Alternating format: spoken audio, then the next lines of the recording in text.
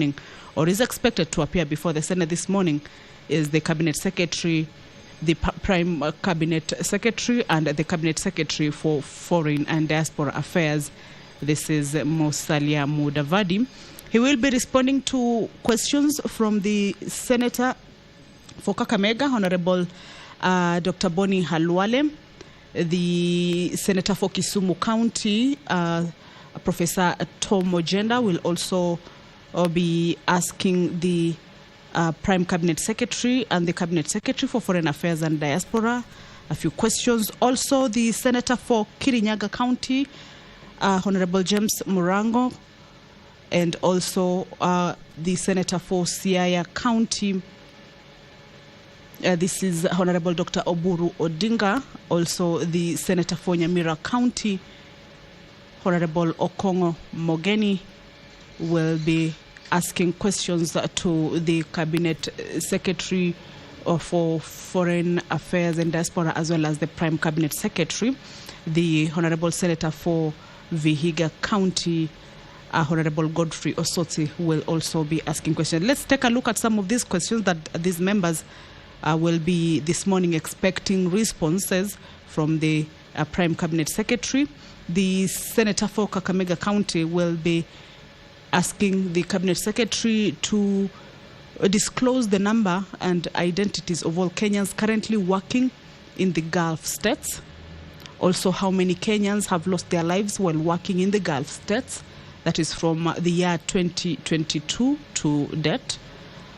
Also, what support does the government provide to families of Kenyans who die while overseas? And could the Cabinet Secretary explain any actions being taken by the government to facilitate the repatriation of the body of Miss Mildred Busolo Lisanza, who is deceased, from Saudi Arabia to Malinya village in Kakamega County? These are questions that the Honorable Senator for Kakamega County will be seeking to have responses to by the Prime Cabinet Secretary, who is expected to appear before the Senate this morning to respond to various concerns as raised by the Honorable Senators. The Senator for Kisumu County will be seeking to understand from the Cabinet Secretary whether he could elaborate on the climate change initiatives put in place both nationally and in each county, considering the diverse topography and unique environmental and climate change needs of each county. Well, that is Honorable Veronica Maina, who will be presiding over this morning sitting. Allow me to hand you over to this live broadcast. Good morning. Tuombe. Ewe Mwenyezi Mungu, twakusihi ututazame kwa neema nyingi na baraka.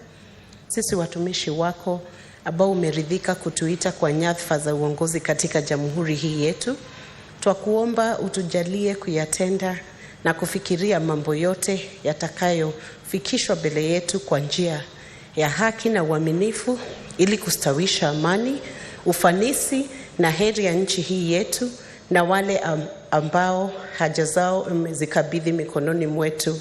Amen.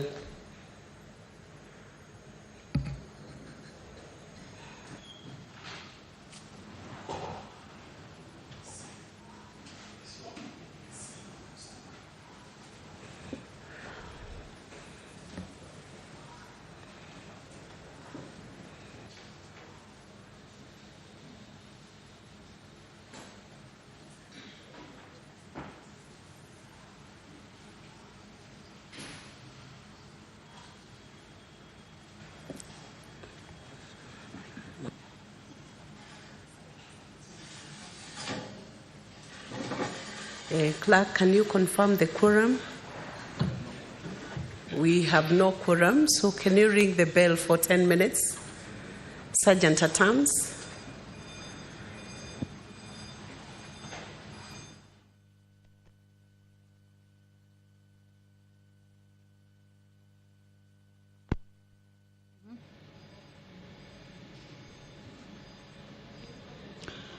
Well, the directive or the direction that has been given by the Speaker, that is Honorable Veronica Maina, for the bell to be rung for 10 minutes. This is the quorum bell, and it is as provided for in the House Standing Order number 39 and 40. That are the commencement of a sitting of the Senate. If the quorum is not 15, that means if there are no 15 members seated inside the chambers, then that means the House does not have or has not achieved its required quorum for the business to commence, and that will necessitate the quorum bell to be on. That is Embu Senator Mundigi walking in.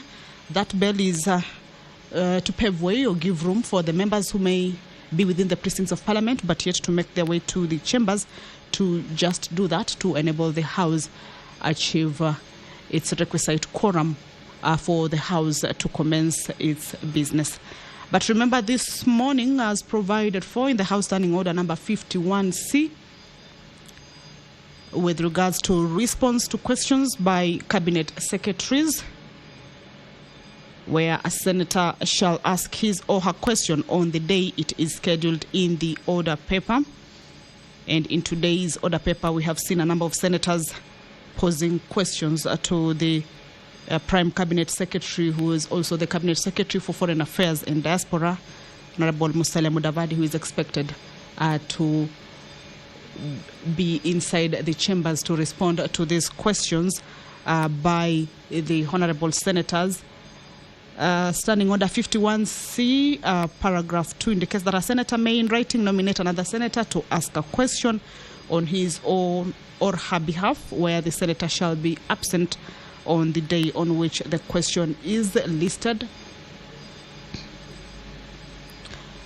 However, where a senator is absent and has not nominated another senator to ask the question on his or her behalf, the question shall be dropped.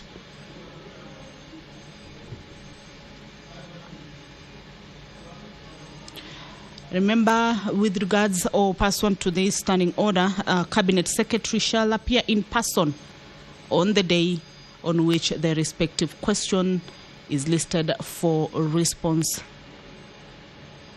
and shall respond to the questions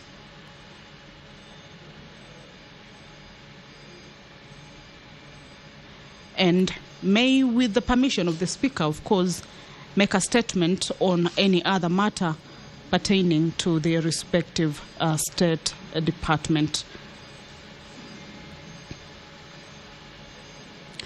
However, these questions that will be posed by the senators, there will also be what is referred to as follow-up questions, and upon the issuance of a response or making the statement that is under paragraph 1, the Speaker may allow the senator who asked the question to raise a maximum of 2 supplementary questions that relate to that particular question, and also allow any other senator to ask a supplementary question, of course, with regards to the question that has or had been initially asked by the senator. If you're just joining us, is that this is the morning sitting of the Senate on this 10th day of July, a sitting where is committed to questions or responses to questions by Cabinet Secretaries, and these questions are questions by individual members to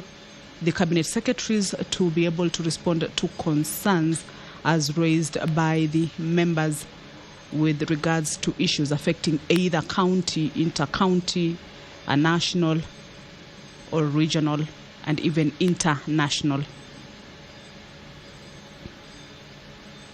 The Honorable Senator for Kisumu County, Professor Tom Ojienda, also is set this morning to ask the Prime Cabinet Secretary and a Cabinet Secretary for Foreign Affairs or Foreign and Diaspora Affairs to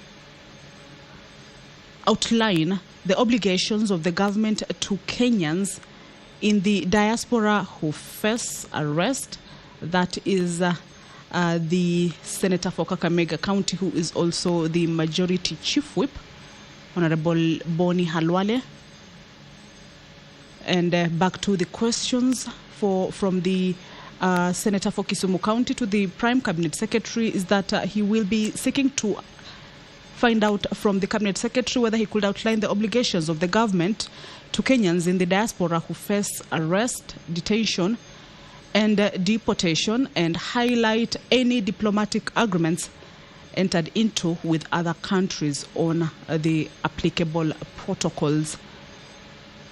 Also, what protocols the government has established for admitting deportees into the country, and could the Cabinet Secretary provide a list of Kenyans deported back to the country since the year 2010, stating reasons for each case where a deportee was refused admission. Remember, for the House to continue with its business, the House has to quorate to 15 members, and that bell that is underway, remember, the prayer has already been said and the chair taken, and if the House does not quorate to 15 members at the commencement of a sitting, the quorum bell will be on for 15 minutes. If at the lapse of the 10 minutes the quorum is not achieved, the Speaker may direct a further 10 minutes.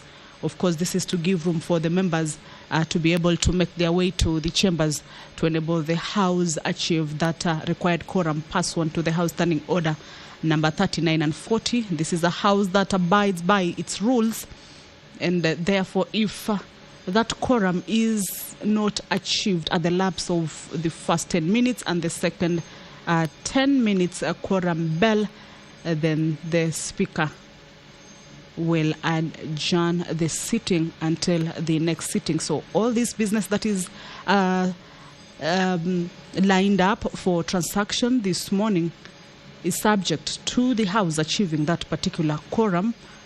As you can see, a few members are in the chambers, and the Sergeant at Arms as well as the clerk are keeping in tabs with the number of members inside the chambers. Once that quorum is achieved, the business will continue. So what we will be seeing from now onwards until the end of the 10 minutes perhaps, or if the quorum is achieved, is that members will be making their way into the House.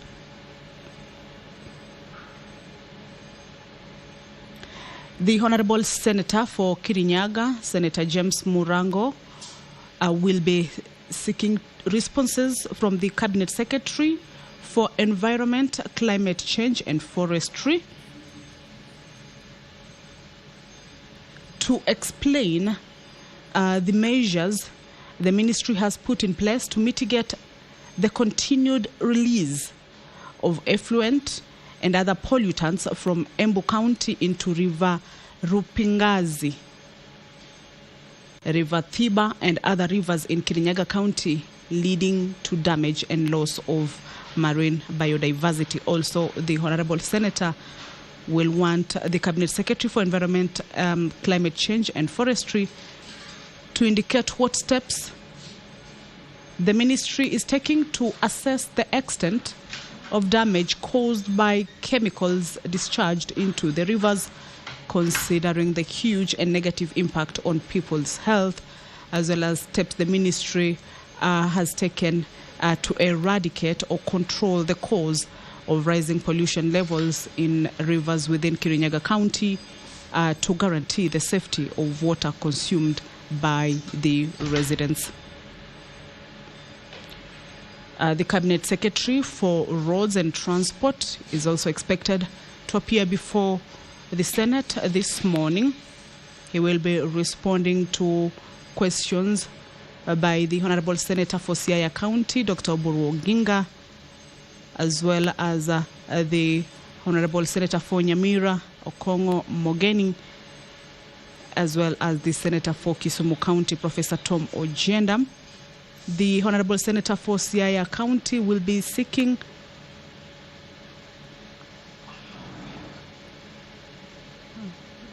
we are waiting to see whether the House has achieved its quorum.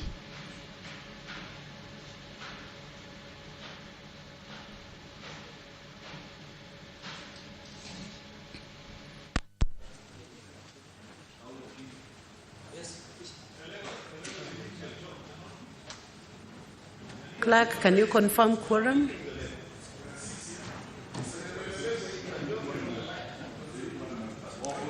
Please ring the bell for another 5 minutes, Sergeant at Arms.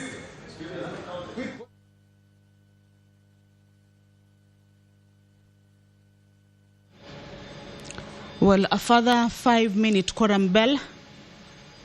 But as you can see, the House is about to reach the 15-member number inside the chamber, the commencement of the sitting for the Senate this morning. So in just a few minutes, we will be able to achieve that number. Probably 2-3 members expected to walk in. And once that number is achieved, then the business will, without any further delay, continue or commence for that matter. On the questions that the senators will be seeking responses from the cabinet secretaries, is that the Senator for Siaya, Dr. Oburu Odinga, will be asking. All right, the quorum has been achieved. Allow me to hand you over to this live broadcast brought to you by PBU in partnership with KBC. Good morning. Order number 1, administration of oath. Order number 2, communication from the chair. Order number 3, messages. Order number 4, petitions. Order number 5, papers. Order number 6, notices of motion. Order number 7, questions and statements.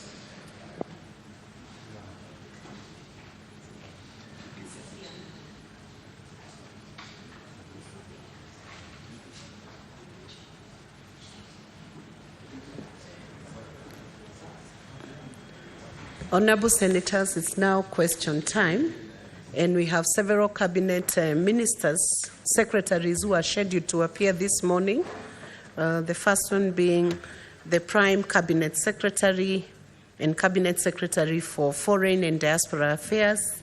I'm made to understand that he's around and ready to take the floor.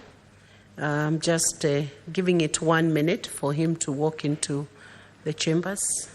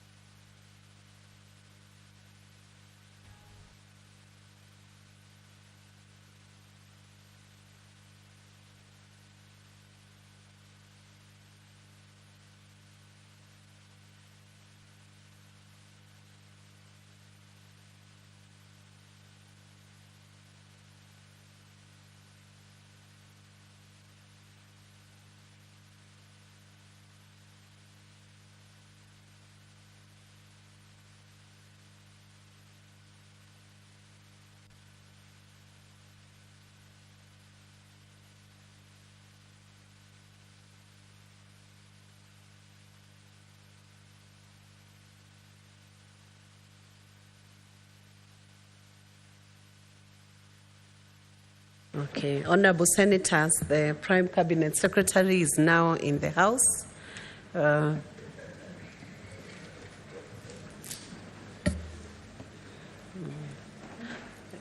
Prime Cabinet Secretary, Your Excellency Dr. Musalia Mudavadi, we want to take this opportunity to welcome you to the House. The senators had sent a few questions for you to answer, and you have question number 37 and question number 40. The two questions have emanated from Dr. Boni Halware and Professor Tom Ojenda, Senator Professor Tom Ojenda.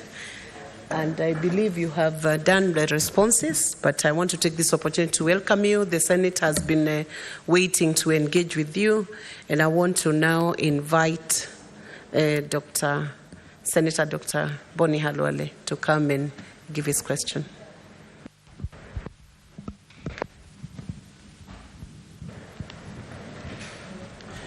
Thank you, Madam Speaker. Madam Speaker, could the Cabinet Secretary disclose the number and identities of all Kenyans currently working in the Gulf states? B, how many Kenyans have lost their lives while working in the Gulf states from the year 2022 to date? And C, Madam Chair, what support does the government provide to families of Kenyans who die while overseas? And could the Cabinet Secretary explain any actions being taken by the government to facilitate the repatriation of the body of MS Mildred Busolo Lisanza, deceased, from Saudi Arabia to Malinya village in Kakamega County? I thank you. Prime Cabinet Secretary, it's your chance to answer to those questions. Thank you. Thank you, Madam Speaker. I don't know whether I'm audible. Yes, you are. Okay, thank you.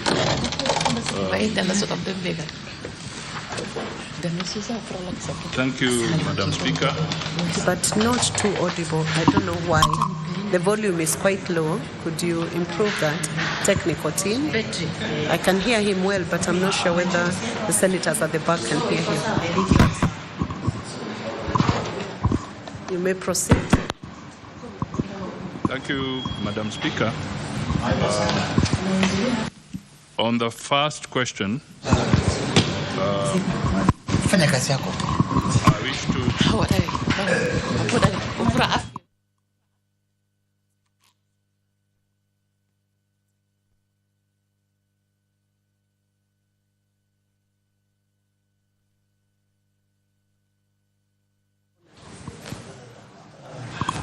Proceed, Honorable Cabinet Secretary. Thank you, Madam Speaker. I wish to state that there are thousands of Kenyans in the Gulf countries who are employed in various sectors.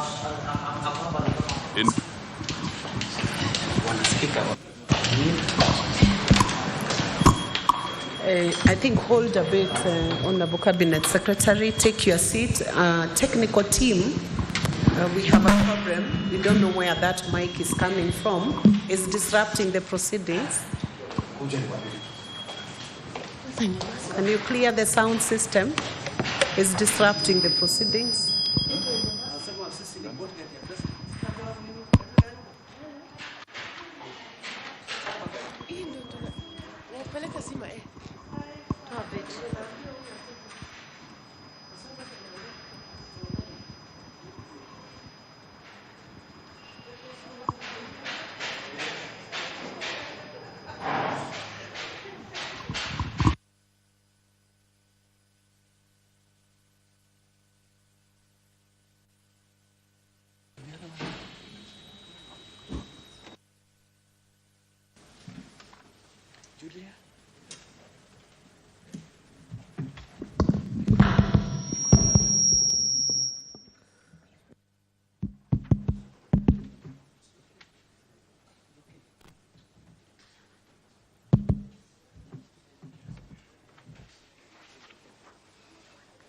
You may proceed, Cabinet Secretary. Thank you. Madam Speaker, I was saying that there are thousands of Kenyans in the Gulf countries, and I will tabulate the data that we have. We have in total over 400,000 Kenyans in the Gulf states, and I'll tabulate as follows.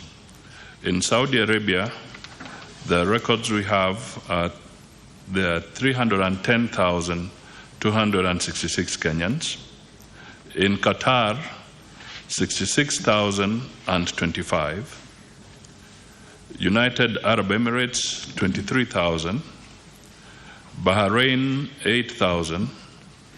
Oman, 5,392.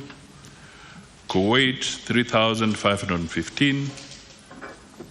Iran, 200. Iraq, 150.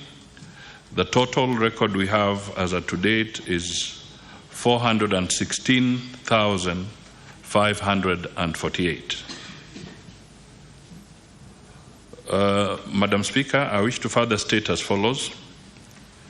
Kenyans in these territories exhibit high movement between various Gulf states. The numbers given therefore constitute periodic statistics derived from our missions in these countries, further corroborated through official sources of the host governments.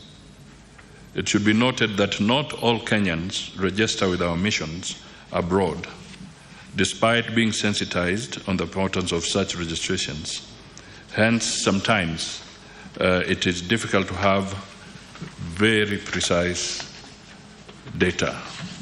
So, Madam Speaker, under the circumstances, it's not easy at this stage to be able to say that we can avail all the identities of these 416,000 individuals in the Gulf states.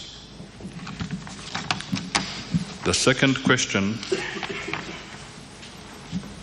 was to do with how many Kenyans have lost their lives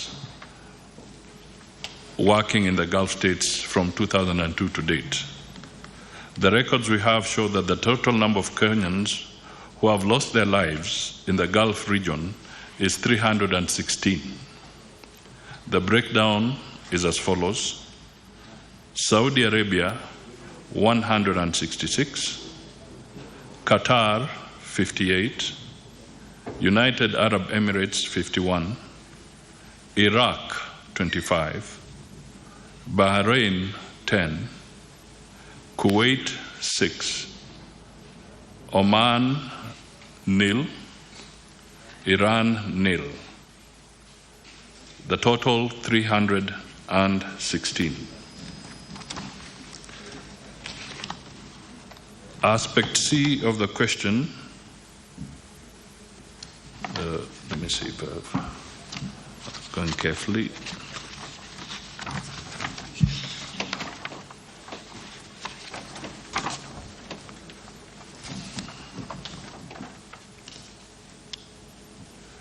The issue is, what support does the government provide to families of Kenyans who die overseas?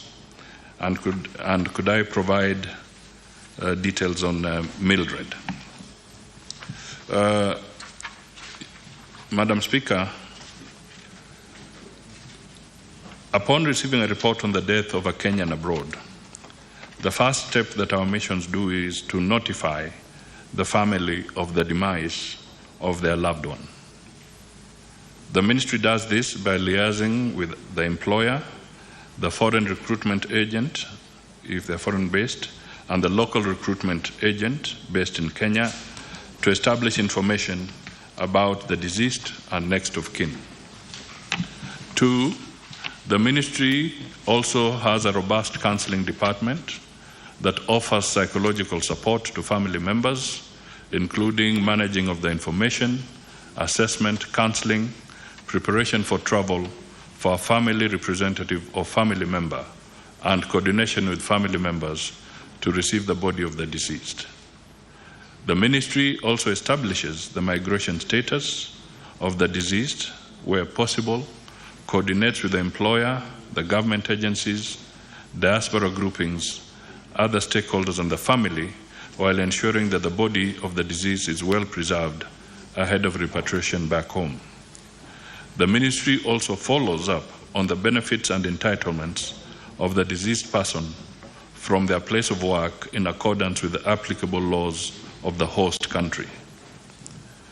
Fifth, the mission facilitates obtaining of a post-mortem report to establish the cause of death and provides necessary documentation to facilitate the repatriation of the body back home. This includes issuing a no objection certification for the body to be transported to Kenya. The ministry also facilitates administrative procedures, including police investigations, if any, and a settlement of hospital and medical bills as appropriate. The ministry also coordinates with the deceased family on the arrival at the arrival port and date and facilitate to receiving of the body. Where the deceased is not employed or out of immigration status, the embassy liaises with the ministry to inform the family to enable them to make necessary arrangements, including sending a representative or a family member to facilitate repatriation of the body back home. Madam Speaker, there are limited resources available in terms of government support and facilitation for actual payment of bills of the deceased, as well as repatriation of mortal remains. However, in extreme cases and on a case-by-case basis, the ministry has invoked such support for extremely needy cases. For instance, in the case of Albania, there was medical evacuation, there was the death of an athlete in Mexico, and a student in Finland, where the ministry had to bear the costs. In many other cases, the ministry works and mobilizes the diaspora through associations to raise the necessary funds to facilitate repatriation. Madam Speaker, the final aspect that I wish to respond to is with regard to Madam Mildred Bosolo Licenza. We got information, she was reported to have died on 5th February 2024 inside Saudi Arabia. The mission established that at the time of the death, the deceased was employed on a valid contract. The mission, also through the recruitment agencies, established the contacts of the deceased's family and obtained a post-mortem report to establish cause of death and preparation of the body for repatriation home. The repatriation of the body took long since the post-mortem report indicated that the cause of death was suicide, and investigations were ongoing which affirmed the same. For this reason, the employer, who otherwise is supposed to assist with the cost of repatriation, declined to take responsibility for repatriating the body, citing that the death was not a natural occurrence. The ministry, through the embassy, escalated the matter to the labor authorities of Saudi Arabia to compel the employer to resolve the matter as required by the employment contract. I therefore wish to report that the employer eventually, after the pressure, took up the matter, and the body of Ms. Mildred Bosolo Licenza was repatriated to Kenya on Thursday, 9th May 2024. I submit. Thank you, Cabinet Secretary. Senator Boni Halone, you have an opportunity now to clarify any issues that you have through asking two questions. You could ask one now and one later, or you could ask both of them right away to the Cabinet Secretary. Thank you, Madam Speaker. Madam Speaker, I would want to ask two questions. One now, then give colleagues an opportunity to raise their issues. then the second one at the end. The first one, Madam Speaker,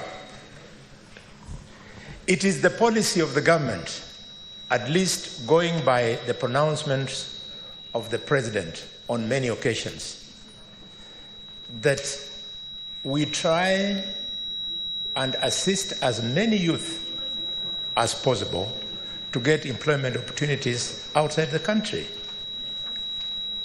Madam Speaker, is it not shocking that despite that policy, the Prime Cabinet Secretary is not able to tell the country the identities of the Kenyans working outside the country?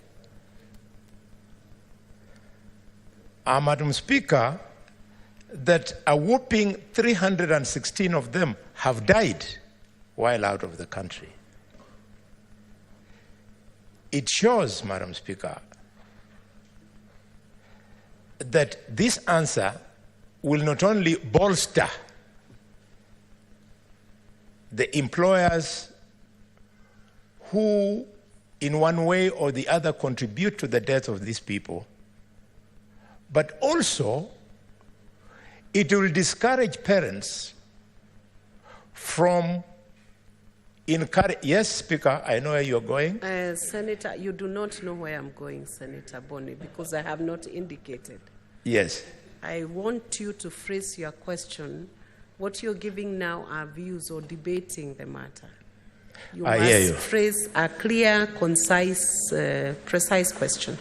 Yes, Madam Speaker, on a complex issue like this of death, I believe senators are allowed to build the question. I was building the question, and let me leave it there. Let me not build it any further. Okay.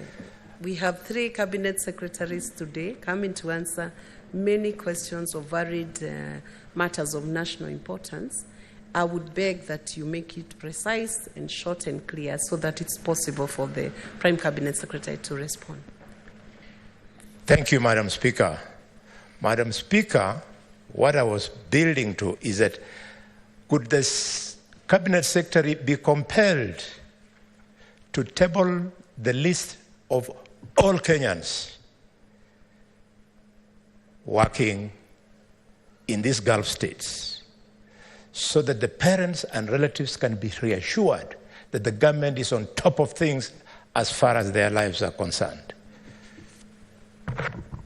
Prime Cabinet Secretary, please respond.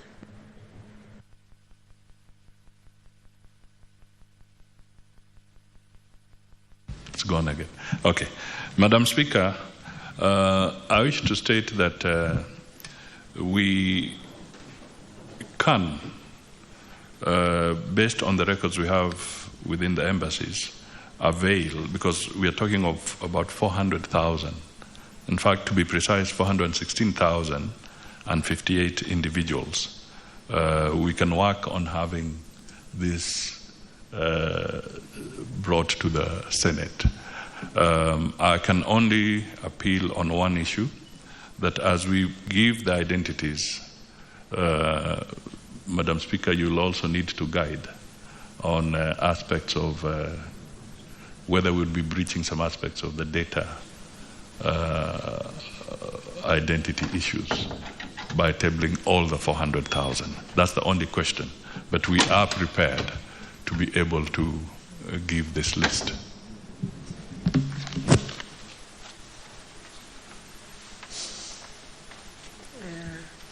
Maybe to give a guide on that, tabling of that data will be subject to the Data Protection Act.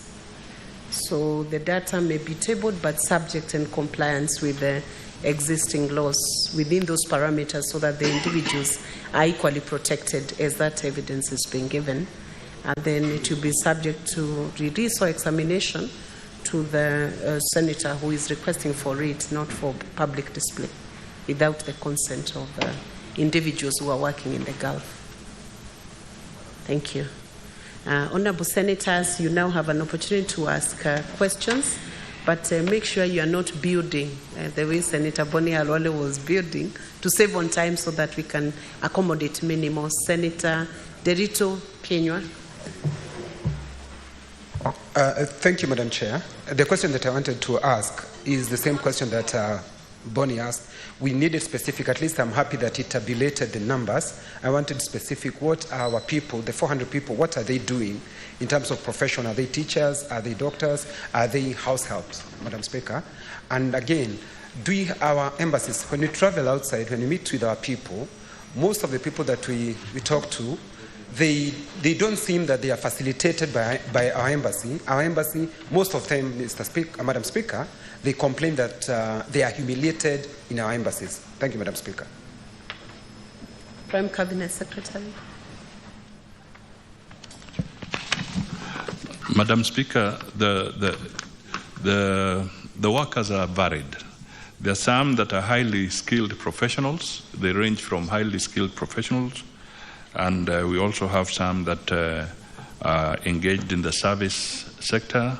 Some are laborers. So it's very broad.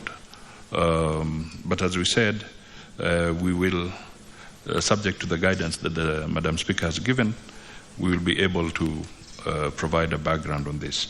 The second aspect I would want to say is that we have our missions trained to give all the assistance that we can possibly give.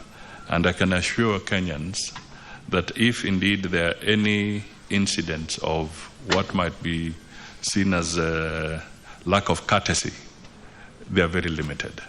Most of the mission staff in our embassies have been very, very courteous to the Kenyan citizens abroad. Thank you. Senator Osotsi Godfrey. Thank you, Madam Speaker.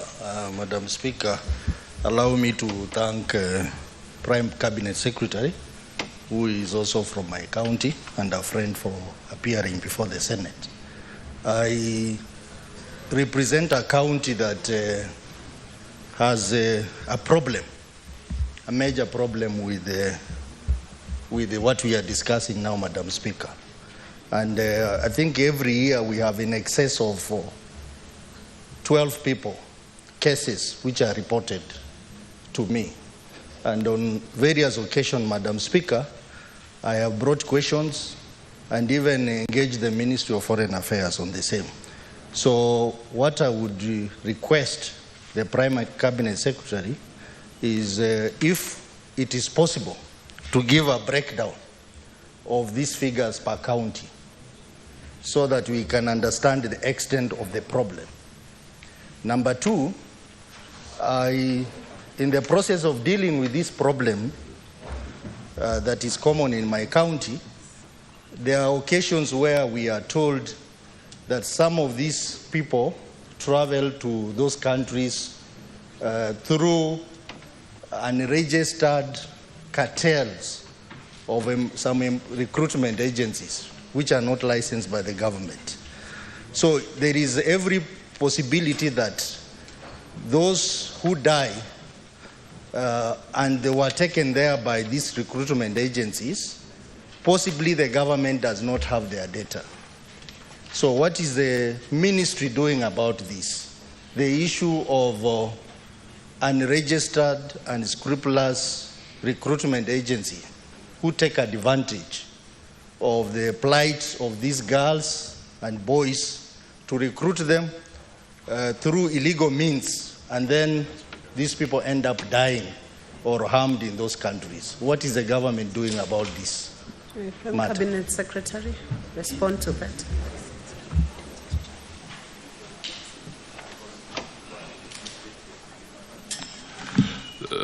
Thank you, Madam Speaker. I wish to state that definitely there were some challenges in the past, and we are trying to resolve them because we didn't have proper and accurate data. But I can assure the House and the nation that through the Department of Diaspora and also working with the Immigration Department, we are now establishing more accurate data of the Kenyans that are traveling to various countries, including the Gulf the Gulf states. Also on the websites of the State Department for Diaspora, we are able to indicate the licensed recruitment agencies, because in the past we have had cases where the senator is right that unscrupulous people have taken advantage and landed our Kenyan people in very difficult situations. So we are trying to streamline this. And in between, let me also just notify the Senate that we are also improving on our negotiation on what you'd call the labor or employment agreements with various countries. And we are making them much better, much more refined, so that the safeguards can be provided for our Kenyans. And a classic example now is in Germany, where we are just about to conclude an agreement of a labor framework or employment framework, and we are refining even those that relate to the Gulf and other states.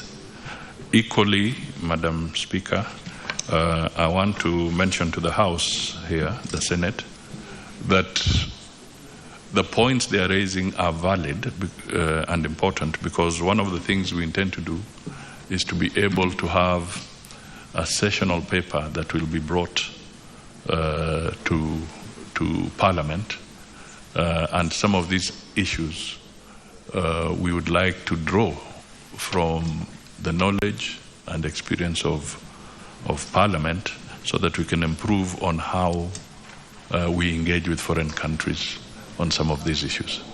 But we are making steps to change the situation. Okay, thank you. Senator George Mungai Bogwa.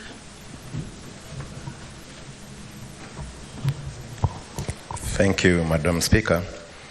I would want the Cabinet Secretary to tell this House how far the operationalization of the Migrant Welfare Fund has reached. Thank you. Cabinet Secretary.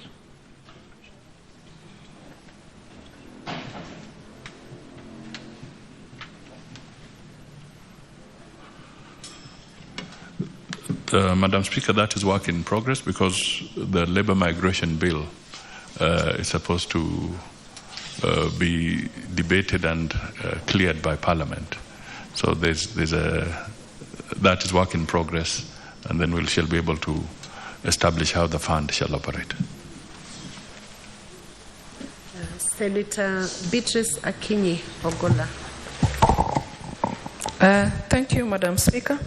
I want to thank the Cabinet Secretary, the Prime Cabinet Secretary, for finding time to come for our questions, and probably to also guide fellow CSS that the questions we ask here are on behalf of the Kenyans that they are appointed to lead. My question to the Prime Cabinet Secretary is, Madam Speaker, why does it take the embassy sometimes a long time to respond to the distress calls of Kenyans, especially in the Gulf, taking into consideration, Madam Speaker, that the government is capable of tracing the details of Kenyans as they exit and as they enter those countries at the immigration points? Thank you. Cabinet Secretary.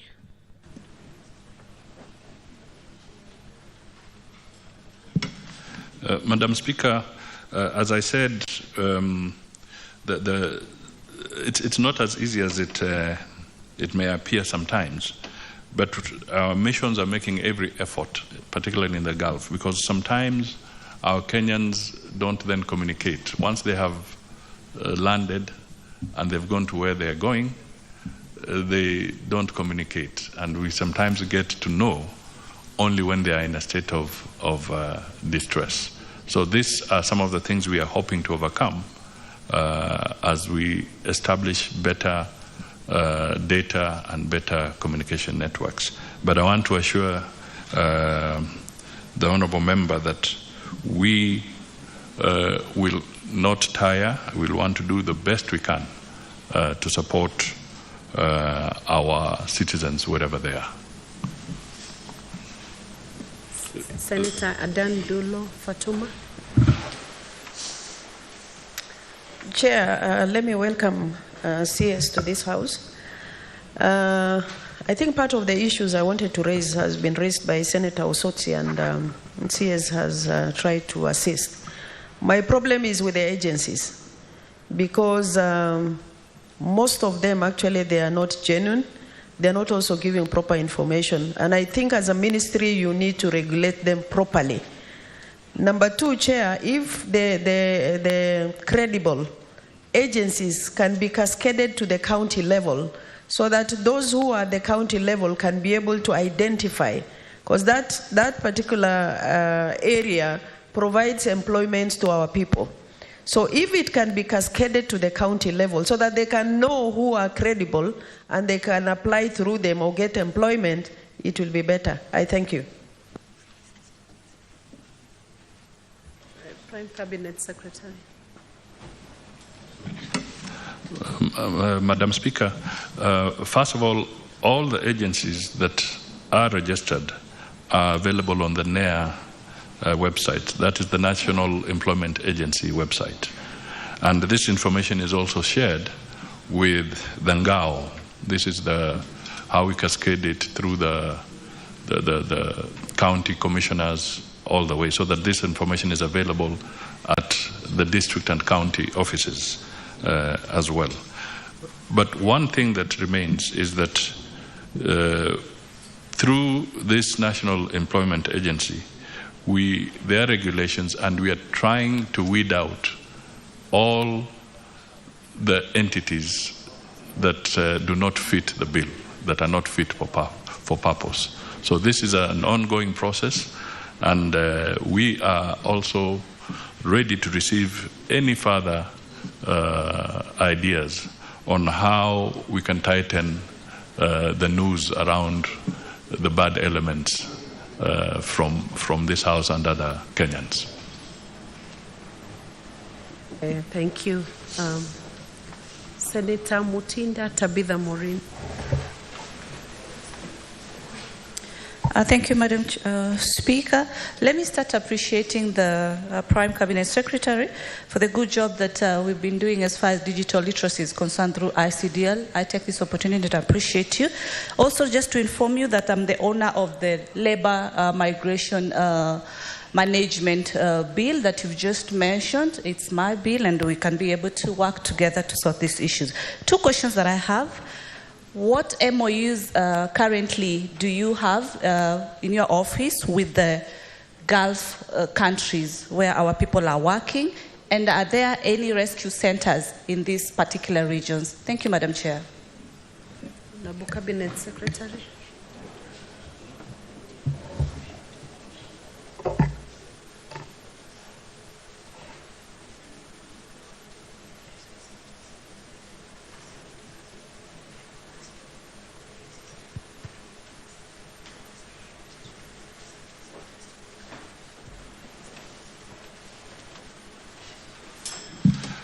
Thank you, Madam Speaker.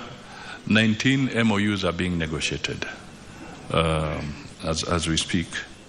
We are quite advanced with Qatar, United Arab Emirates, Saudi, and we have a few rescue centers.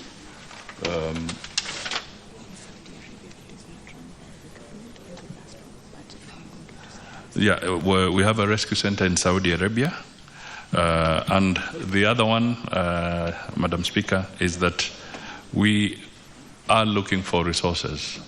And this is a conversation we have had with the budget committees of Parliament to be able to obtain resources so that we can put up more rescue centers. That is one of the biggest challenges that we face. But once we have sufficient resources, we shall roll out a few rescue centers. Thank you. Senator Mogeni Eric Okongo.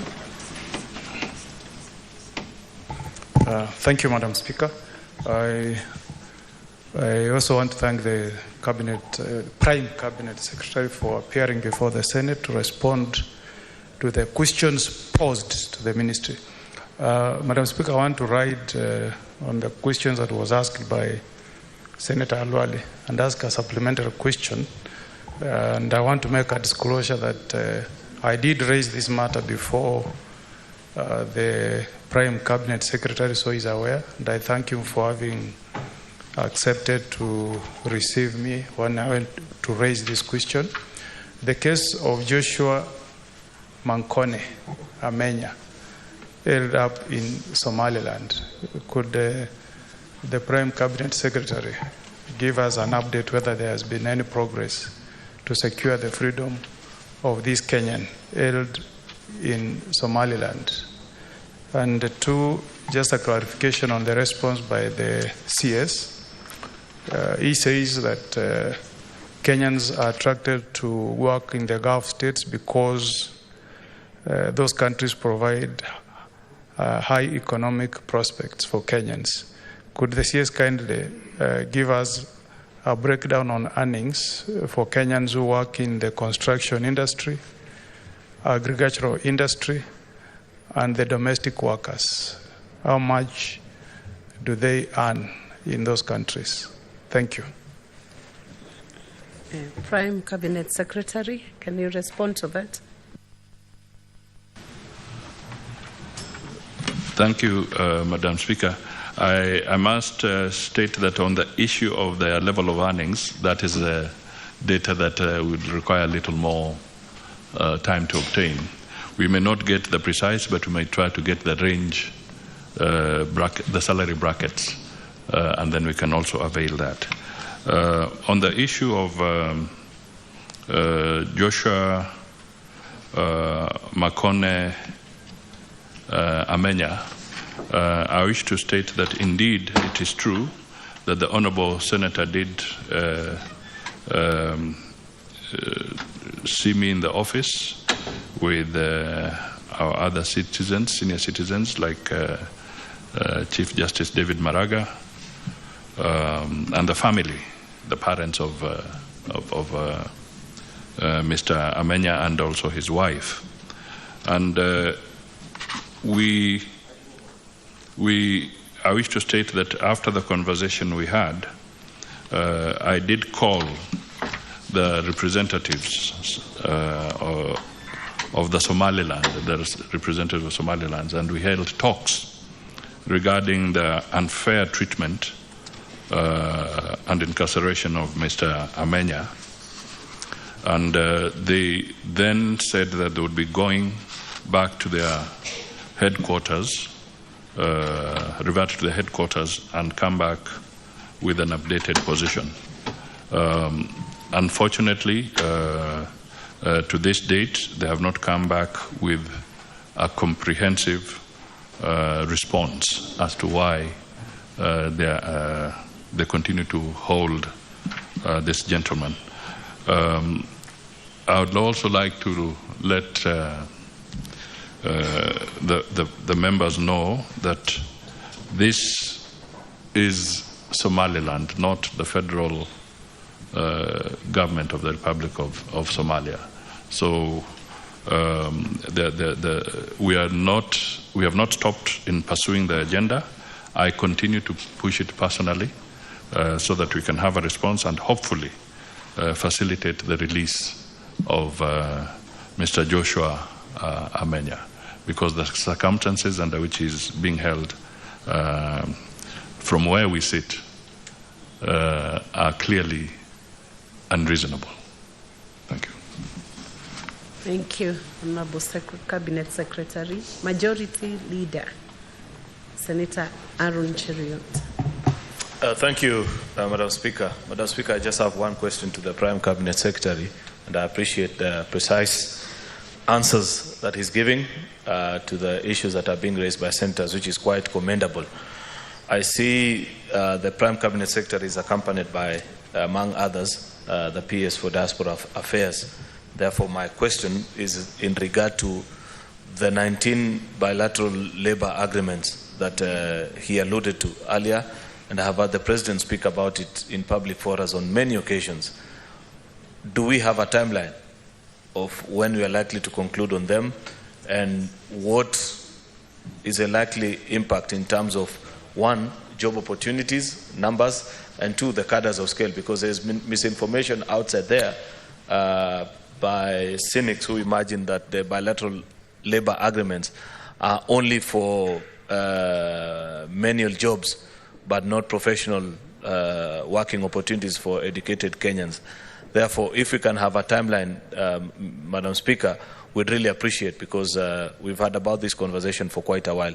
Can he give a commitment before this House that by such and such a time we'll have concluded on these agreements? I know it's a cross-cutting issue between his ministry and that of Ministry of Labour, but that's where his cap of being Prime Cabinet Secretary comes in handy, because his duties overlap as well.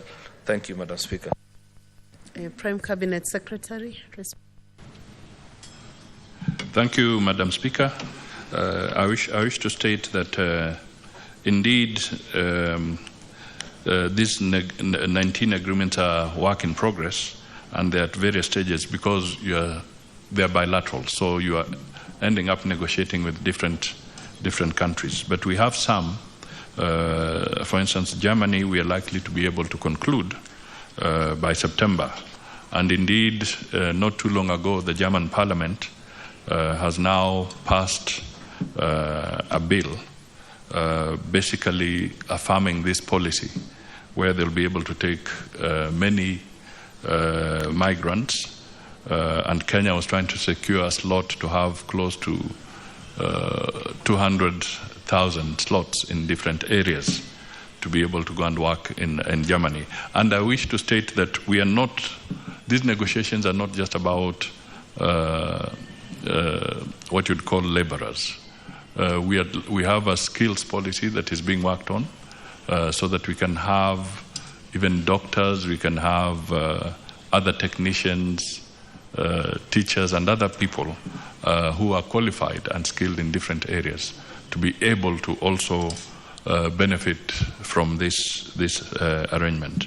In the case of the United Arab Emirates, for instance, we have more or less concluded a CEPA. This is a comprehensive economic partnership agreement, and part of the issues that we are alluding to are also now embedded in that agreement. So there is progress, but I would like to assure the members that each country has its own issues, and we try to navigate on a bilateral basis with those individual countries.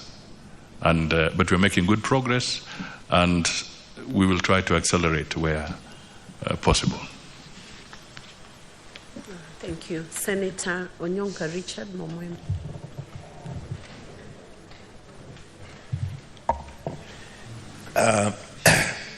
Thank you, Madam Speaker. CS, I'm happy to see you, even though you're covered by the presidential, but I'm sure you're seeing me from where you are.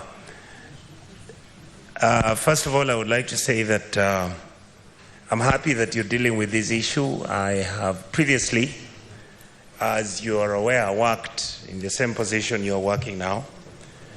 And one thing that has shocked me, Madam Speaker, is that the things that we were talking 10 years ago, it looks like nothing actually did happen. So I would like to ask the Minister to tell me that out of all the bilateral labor agreements that you've signed with the countries that you've signed, the question I wanted to ask you is whether you are proactively, and if indeed, as you say, that these agreements are going to deliver some fruits, whether you are proactively engaging yourself in preparation to make it possible that when these people are able, our people are able to go and get these jobs, they could be handled and managed in settling in and what needs to be done, and whether the Minister is aware that the reason why the labor contracting agreements in our country and the reason why our people keep suffering out there once they go to those countries to work is because most of those agreements are actually hidden. Nobody knows what actually is written in there.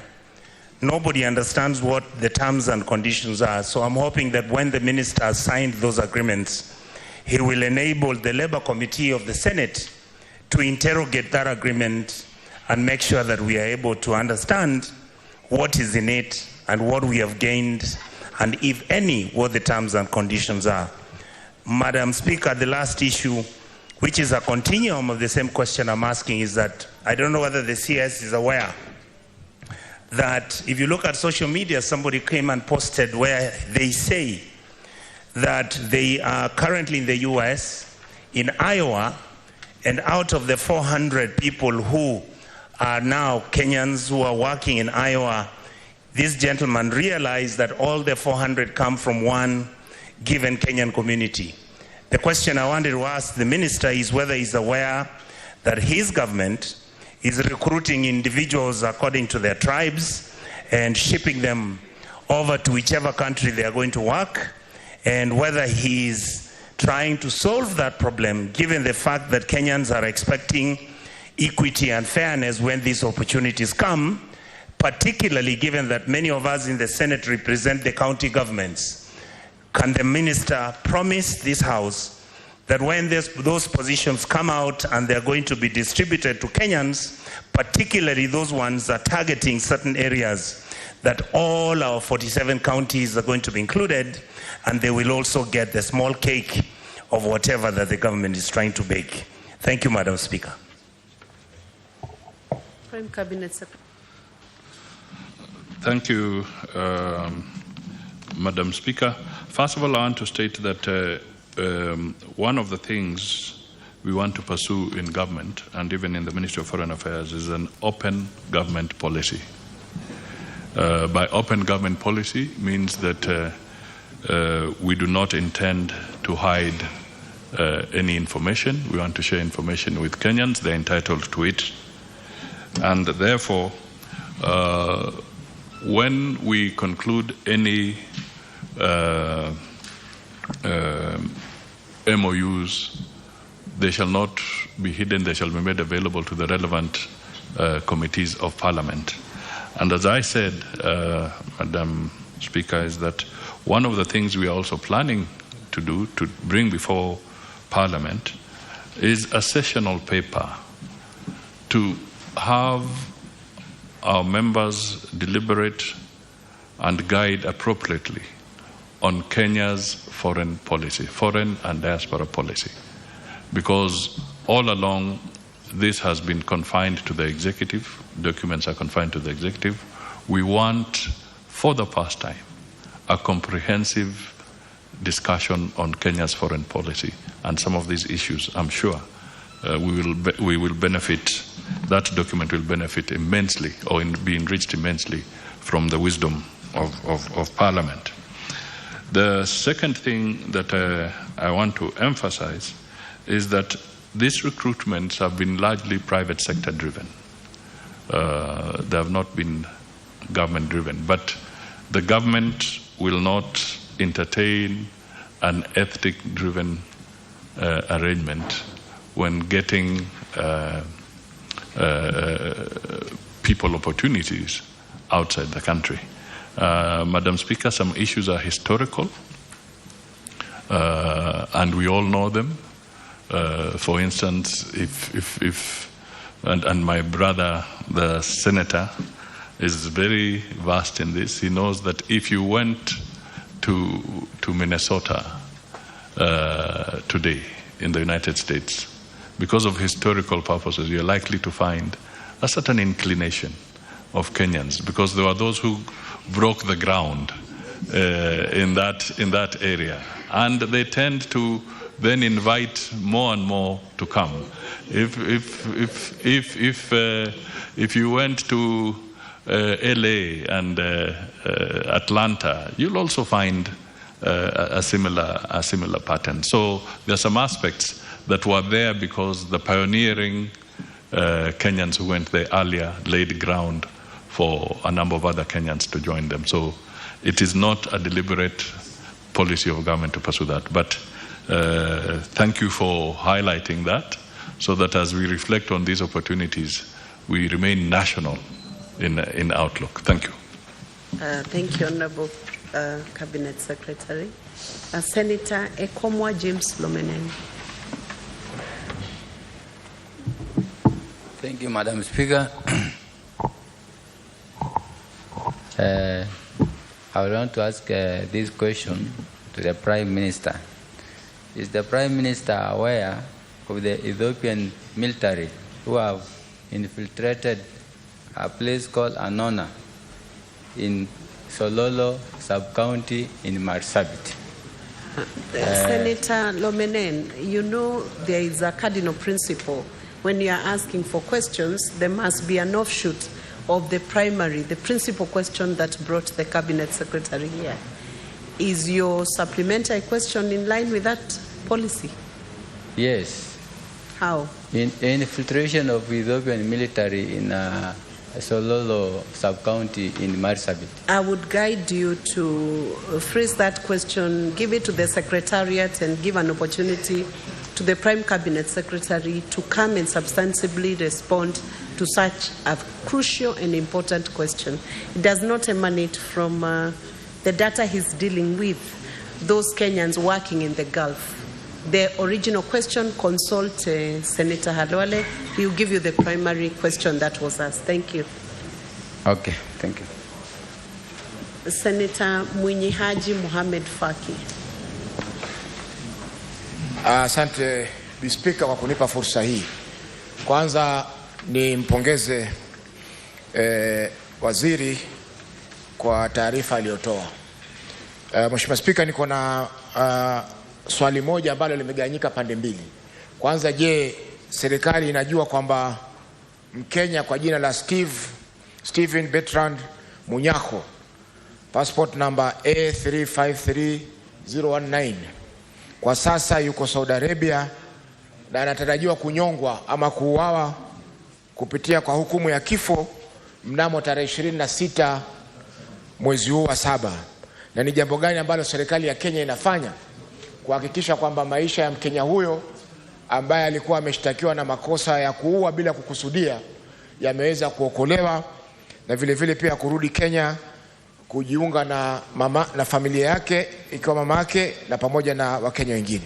Mheshimiwa Speaker, swala la pili ni kuhusiana na Mkenya mwingine kwa jina Nixon Daudi Mwango ambaye alihukumiwa na kwa sasa ameachiliwa, lakini bado yuko katika jela mjini Riyadh, Saudi Arabia, kwa makosa ambayo pia mahakama haikumpata na hatia, lakini anatarajiwa kurudi kurejeshwa nyumbani kwa sababu ya kumaliza kesi hiyo. Na mwisho, Mheshimiwa Speaker, you should only ask 2 questions maximum. Zinalingana, Mheshimiwa Speaker. Let him respond to those 2, Senator Faki. I have 5 more senators here. Thank you, Madam and Speaker. We need to move to the next Thank question. you, Madam Speaker. Prime Cabinet Secretary, please respond to that. Thank you, Madam Speaker. Yes, we are aware of the case of Stephen Bertrand Munyako, who was incarcerated on a case of manslaughter in Riyadh, and I wish to state that a few weeks ago I did write officially to the Foreign Minister of Saudi Arabia, intervening that this individual should not be executed. That execution was deferred. It did not take place. I also had the opportunity to meet the family of the mother of Stephen Bertrand Munyako, and we had a conversation. And the challenge that is there is that there is a proposal that is being mooted by the family of the person who died, that they be compensated to the tune of 150 million, equivalent of 150 million Kenya shillings. Madam Speaker, the family has raised about 10 million shillings, and they continue to try and raise more money, because this is what they call the blood money, some financial settlement for that. And clearly, it would be remiss of me not to notify the nation and Parliament is that there is no budgetary provision for the government to settle this kind of situation, whether in Saudi or any other country. But the ministry and the government is doing what it can to see if this matter can be resolved differently, and perhaps if the family that lost their individual can perhaps climb down from the high level of 150 million Kenya shillings so that this case can be resolved. So it is work in progress. It's a conversation that is ongoing. The second one, which you talked about, we are yet to obtain information, so I will not be able to respond immediately to that specific one. I will need a little more time to get more details on that one. Thank you, Honorable Prime Cabinet Secretary. Yes, you can get more time to supply that answer because it's specific. Senator Agnes Kabindu Modhamu. Thank you, Madam Speaker, for giving me this opportunity. Let me first of all start by congratulating the Cabinet Secretary for making time to appear before the Senate from his very busy schedule. Mine is just a concern about our ladies, our girls who go to Saudi to work, because I've interacted with many of them who have managed to come back after much suffering, that their passports are taken by the bosses who they go to work for and kept there. Many of them, the agreement they have with the agents is that they are going to work in a particular house, and once they arrive there, they find that they are located to work in different homes, like 3 or 4. Some tell me that they work even in 6 homes. So they hardly have time to rest. There are also mistreatments of food. And once they escape and go to the rescue centers or to the police station, they find that they cannot be allowed to travel back home because 1, they have no funds to travel back home. 2, they have no traveling document because the document is kept by their bosses. What is the ministry doing about such issues to make sure that our people are safe and secure? And why can't also the agents who are not registered be arrested? Because majority of them are known. Thank you, Madam Speaker. Prime Cabinet Secretary, you'll answer this question, and I'll request the senators, 3 more senators wanted to ask questions, and he still has another question to tackle. We can consolidate your questions with the next question. You can still ask him in the next level. So you can answer this as the last question on this segment of questions. Madam Speaker, I just want to say that NEA, the National Employment Agency, has actually eliminated 700, so far, 700 rogue agencies from the register who are associated with not handling the labor issues professionally. The other thing that I would say is that when these Kenyans get challenges, the embassy has always been available to provide emergency travel documents to assist them so that they can travel back to Kenya and move away from the hostile environment. And we continue to do so. And in fact, the Saudi Arabia center is perhaps the most active in issuing emergency travel documents or certificates for Kenyans in case their passports and documents have been held. The final point I would just like to say on this one is that the unfortunate side is that sometimes it's the fewer cases, bad cases, that tend to cloud the actual picture. But in reality, 90% of the workers, particularly the ladies, when they come to Kenya for a short break, they go back to the same venue. So the mistreatment, and we are not downplaying it, but we are trying to rein in so that that mistreatment can come to an end. And these are the areas that we want to refine as we negotiate our bilateral agreements. Thank you. There is one more question from Senator Boni Halwale, so that we can close his section of questions. Make it short and precise. Yes. Madam Speaker, the government of India, Philippines, and Indonesia have labor and social protection bilateral agreements with these Gulf states. And as a result of that, Madam Speaker, their workers who are there are better paid than Kenyans doing a similar piece of work. Could the Cabinet Secretary undertake to table in this House, in the shortest time possible, such bilateral agreement so as to protect our young people who are being paid 30,000 shillings as housemates, when those ones from the other countries that I've spoken to get 3 times as much? Prime Cabinet Secretary.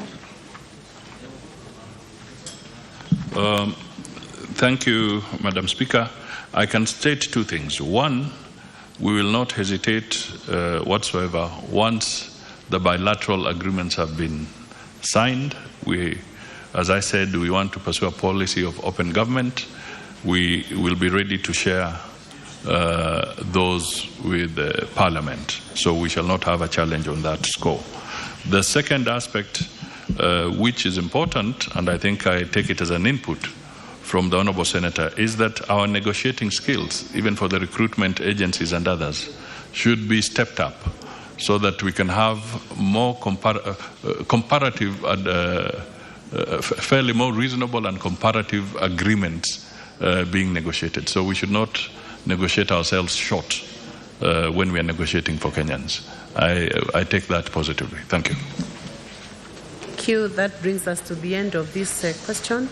I now call upon the Senator for Kisumu County, Senator Professor Tom Ojienda, to take up and ask the question he had brought, question number 040. Thank you, Madam Speaker. Question number 040, addressed to the Prime Cabinet Secretary and Cabinet Secretary for Foreign and Diaspora Affairs, is in 4 parts, Madam Speaker. Could the Cabinet Secretary outline the obligations of the government to Kenyans in the diaspora who face arrest, detention, and deportation, and highlight any diplomatic agreements entered into with other countries on the applicable protocols? But B, what protocols has the government of Kenya established for readmitting deportees into the country? And could the Cabinet Secretary provide a list of Kenyans deported back to the country since 2010, stating reasons for each case where a deportee was refused admission? Thirdly, how does the Ministry of Foreign and Diaspora Affairs handle complaints and reports of human rights violations against Kenyans in the diaspora before, in the course of, and after detention and deportation? And could the Cabinet Secretary disclose the number of Kenyans who have died in detention, and also provide details of all court cases initiated by Kenyans regarding such? Lastly, what measures has the government put in place to safeguard dependents and property left behind by deportees? And could the CS also explain the initiatives taken by government to facilitate the integration process for the deportees? Thank you, Madam Speaker. Prime Cabinet Secretary.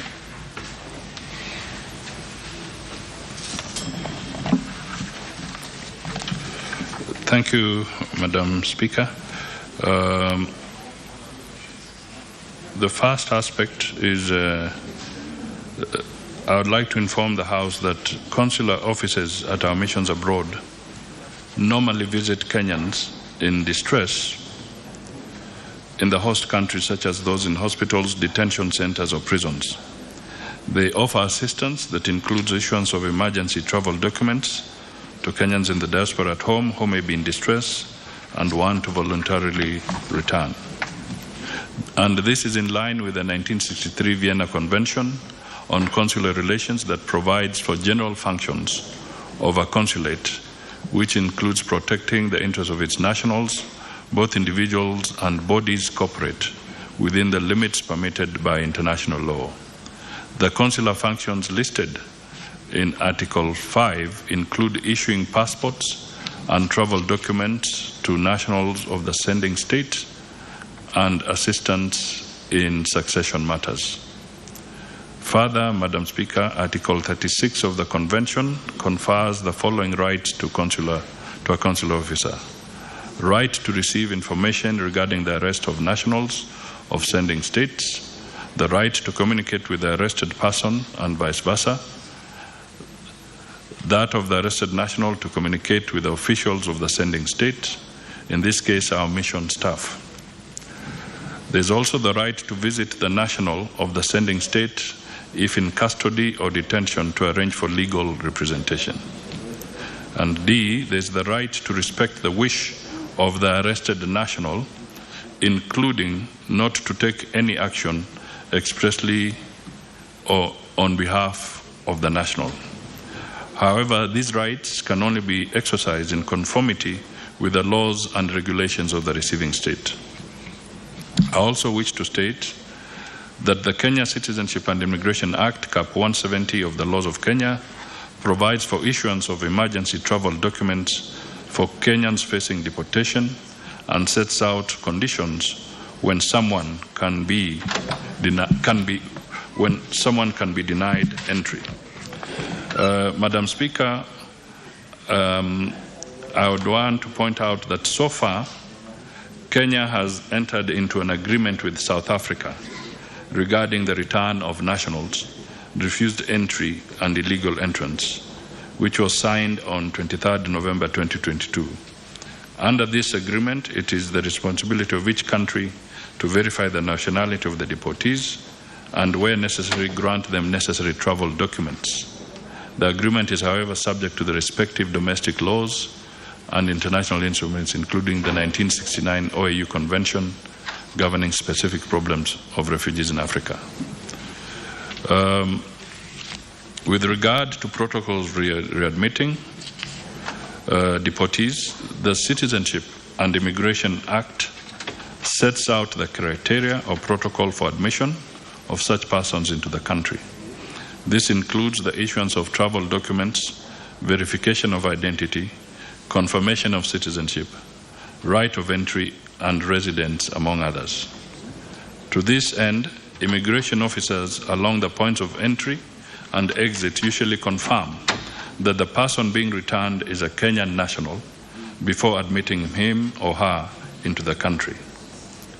With regard to the second part of the question, requesting that I provide a list of Kenyans deported back to the country since 2010, stating reasons for each case where deportees were refused, I state as follows.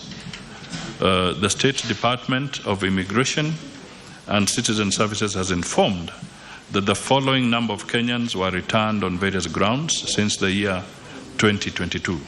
We were not able to have information dating back to 2010. So we are able to present what we were able to get, and hopefully we can get the rest later. In 2022, there were 186 deportees.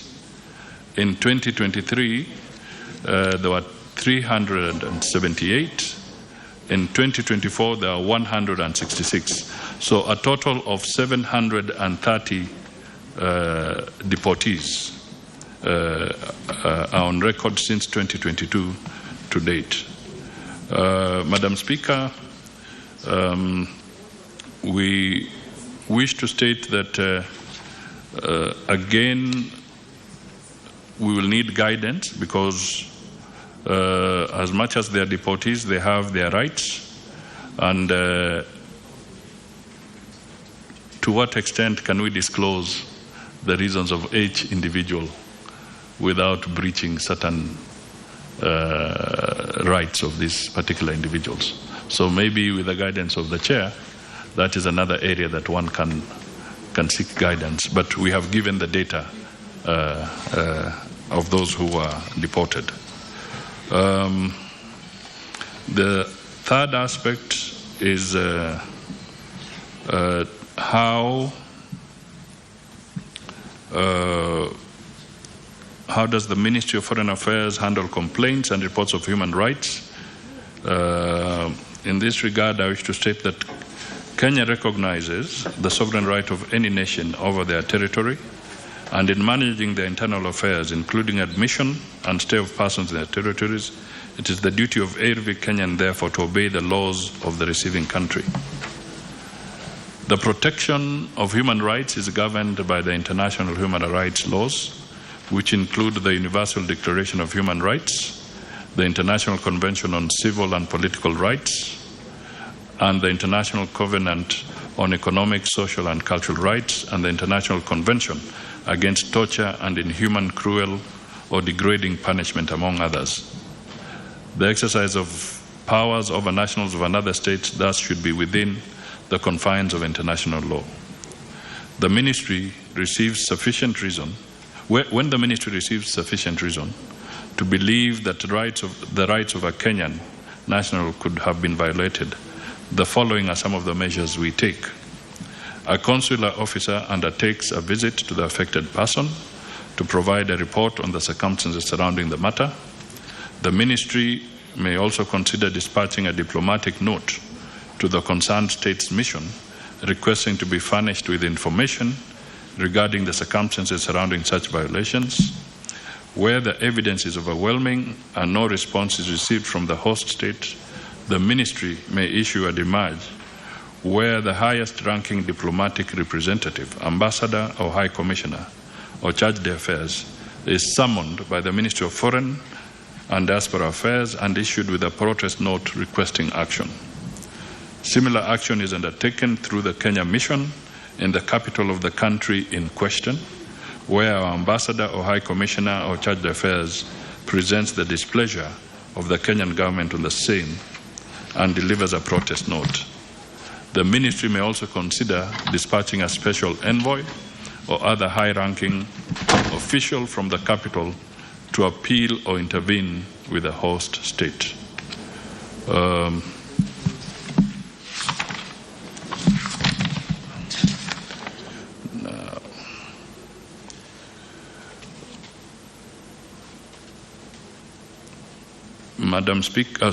Mr. Speaker, sorry, I didn't realize there was a change. Mr. Speaker, let me also point out that we are yet to get the accurate data on the Kenyans who have died in detention. So that figure at this point in time is not available, but we'll be ready to avail it once we have the accurate figure on that particular aspect. Finally, there is the issue of the responses to safeguard dependents of property left behind by the deportees. I wish to state as follows. The Ministry so far has no safeguards in place with regards to the dependents and property left behind by the deportees, since such property is governed by the laws of the host country. However, there are other channels available for pursuit of such as a follow-up with the authorities through diplomatic channels if such a matter is brought to the Ministry's attention. Equally, where necessary, our missions abroad may pursue the matter through umbrella diaspora associations for knowledge of such cases and what steps could have been taken within the confines of the laws of the host country. Unfortunately, for some Kenyans and in the advent of information and data protection, those who are arrested or are in conflict with the laws sometimes request prison authorities not to notify the embassy or any family members. Lastly, this is binding to the mission since it is in line with Article 36 of the Vienna Convention that requires consular services to refrain from taking action on behalf of the person in prison or detention or custody if such person expressly opposes such actions. The deportees, once verified to be Kenyan citizens, are released back into the country unconditionally. Thank you. Thank you, Prime Cabinet Secretary. Senator Ojenda, one supplementary question, if you have, because we really don't have time. We're running out of time.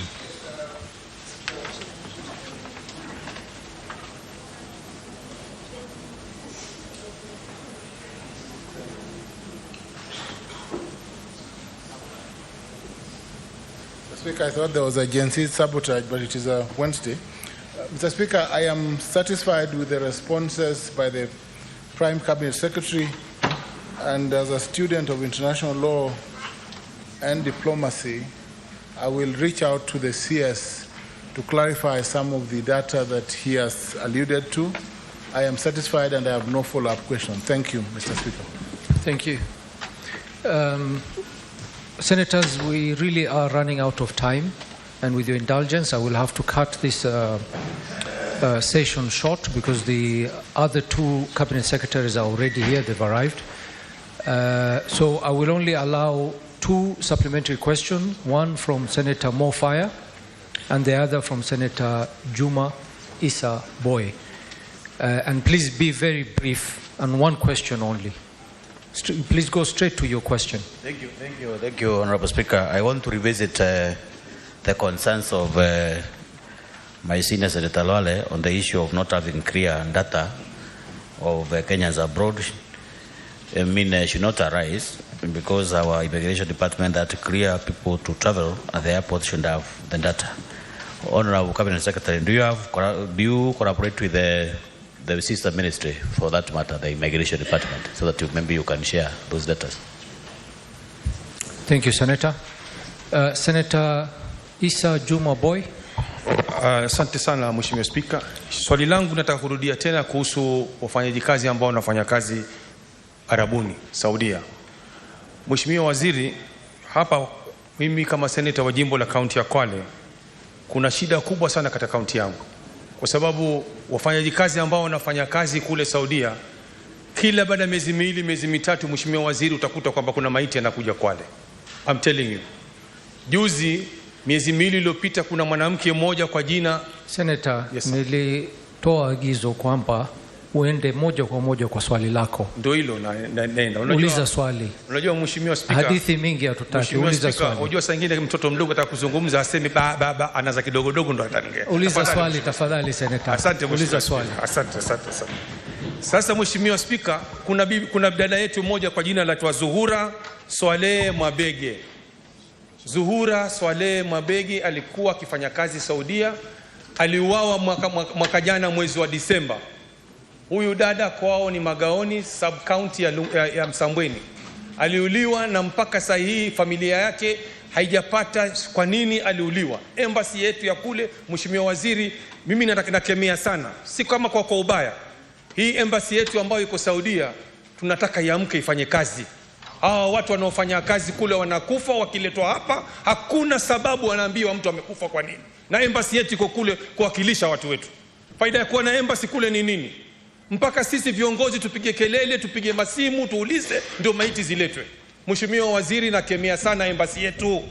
Na kama nasema urongo, waseneta wenzangu watasema kweli. Ni kweli si kweli watasema Mheshimiwa. Wanakufa na hatupati sababu kwa nini. Sasa hii huyo mama amefariki ni mwezi wa 4. Familia yake mpaka leo hajajua aliuliwa kwa namna gani.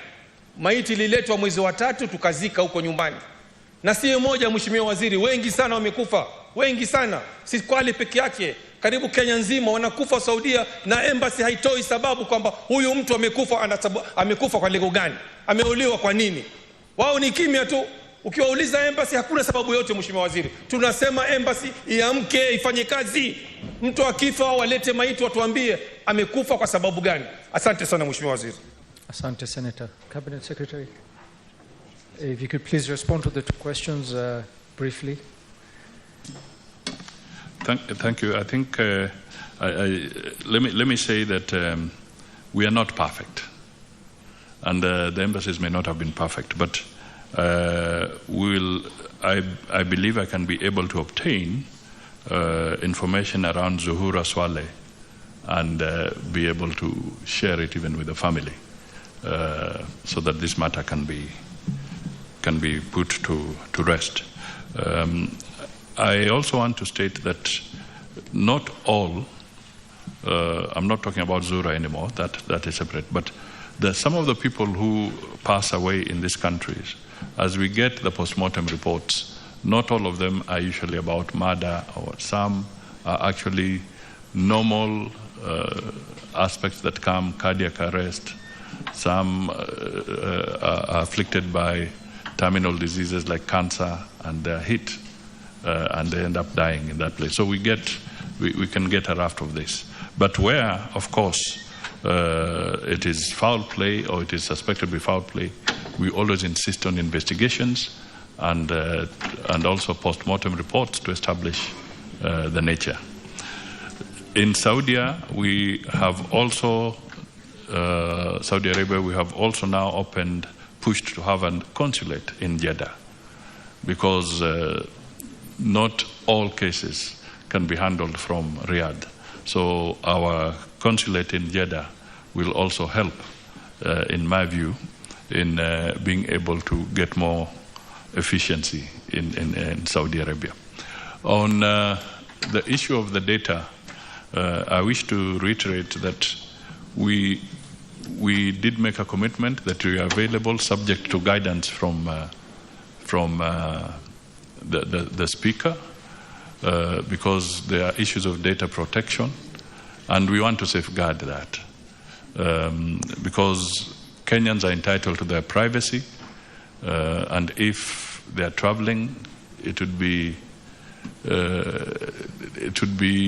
unfair for me to just table names and say so-and-so, the son of Mudavadi, the son of so-and-so has traveled, and you're making it public without recognizing that they are entitled to their privacy. So we need to be careful as to how we release this information. Thank you very much, Prime Cabinet Secretary, for attending today's session, and thank you for the answers that you've given. At this point, I think we are going to give you leave, and maybe just to mention that we should continue these types of interaction. The questions that are the issues that are brought up to the Senate are usually issues from the public, and they usually demand for these answers. So we hope that we'll have more interaction with you in the future. Thank you very much. And we wish you all the best in your duty, sir.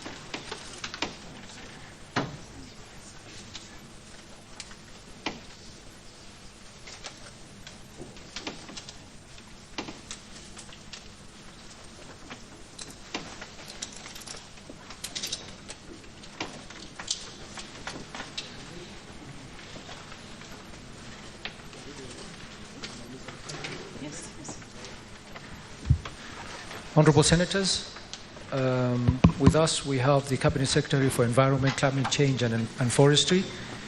We will first of all welcome Cabinet Secretary. It's very nice to see you again here. We will go straight to the questions because of time. Question number 57, Senator Professor Tom Ojenda.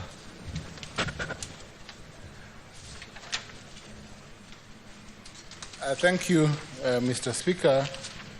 I shall ask question number 057, addressed to the Cabinet Secretary for Environment, Climate Change and Forestry, Madam Soipan Tuya.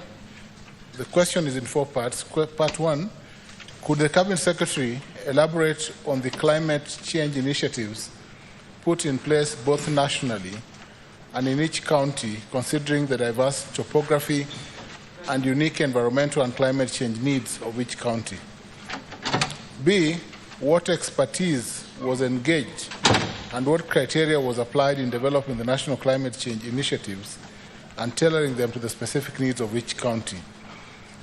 Thirdly, could the Cabinet Secretary explain the measures put in place to enhance the capacity of each county government to implement the climate change initiatives in their respective counties, including the technical expertise of county governments to address environmental and climate change concerns, as well as the allocation of budgetary resources to each county within the designated timelines for the initiatives? And lastly, Mr. Speaker, sir, could the Cabinet Secretary provide progress reports on the implementation of the climate change initiatives in each county? Thank you, Mr. Speaker. Cabinet Secretary, welcome. Thank you, Mr. Speaker, for this invitation and for the questions raised by the Honourable Senator for Kisumu County. Indeed, Mr. Speaker, on matters climate change, environment, there is a very intricate link between the functions of the national government and those of county governments, and the role of the Senate becomes very crucial in terms of oversighting the implementation of climate action. Mr. Speaker, in terms of background, climate change remains a major threat to our nation's economic, social, and environmental well-being. And the major challenge remains to be how we will overcome the current low levels of climate resilience and the adaptive capacity that continue to threaten the ability of our local communities and key sectors of the economy to withstand the climate shocks that we find ourselves in. The ministry is the government lead on all issues climate change and has, through the Climate Change Act of 2016, established the requisite governance structures to guide climate change action in the country. And I will be expounding on this a little later. Mr. Speaker, Kenya is signatory to the United Nations Framework Convention on Climate Change, the UNFCCC, and the Paris Agreement. And we have been very keen to adhere to this important multilateral process by tapping into the available opportunities for us to be able to influence the global climate change discourse through active engagement in various global fora that arise from this international obligation. Mr. Speaker, the Kenya Kwanza administration has been very intentional in profiling the country's climate action, and it is because the vagaries of the climate change debacle are borderless, and what Kenya does or does not do affects the global community and vice versa. And that's the reason why we have been very deliberate in our climate diplomacy. As a result of which, Mr. Speaker, Kenya is currently the chair of the African Group of Negotiators which gives the country an opportunity to shape the discussions on climate change in the continent, and thereafter influencing the same discourse at the global level through the conferences of parties, which happen every year. His Excellency the President is also the coordinator of the Committee of African Heads of State and Government on Climate Change, as well as after the hosting of the inaugural Africa Climate Summit last year in September, Kenya is currently the host of the Africa Climate Change Secretariat. And as I say, this really is intended to enhance our resource mobilization capacities, linking the country with the technologies across the globe, as well as the climate financing challenges that we face, that we require the global networking. Mr. Speaker, coming to the specific question by Senator for Kisumu County, which is the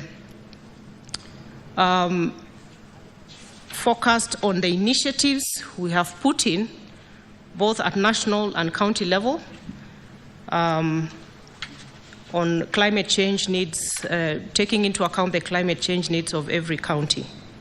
Mr. Speaker, notwithstanding the fact that the core mandate of the ministry is to provide policy and regulatory environment for adequate implementation of climate action in the country, the ministry has been engaged very vigorously in resource mobilization to address the climate change issues.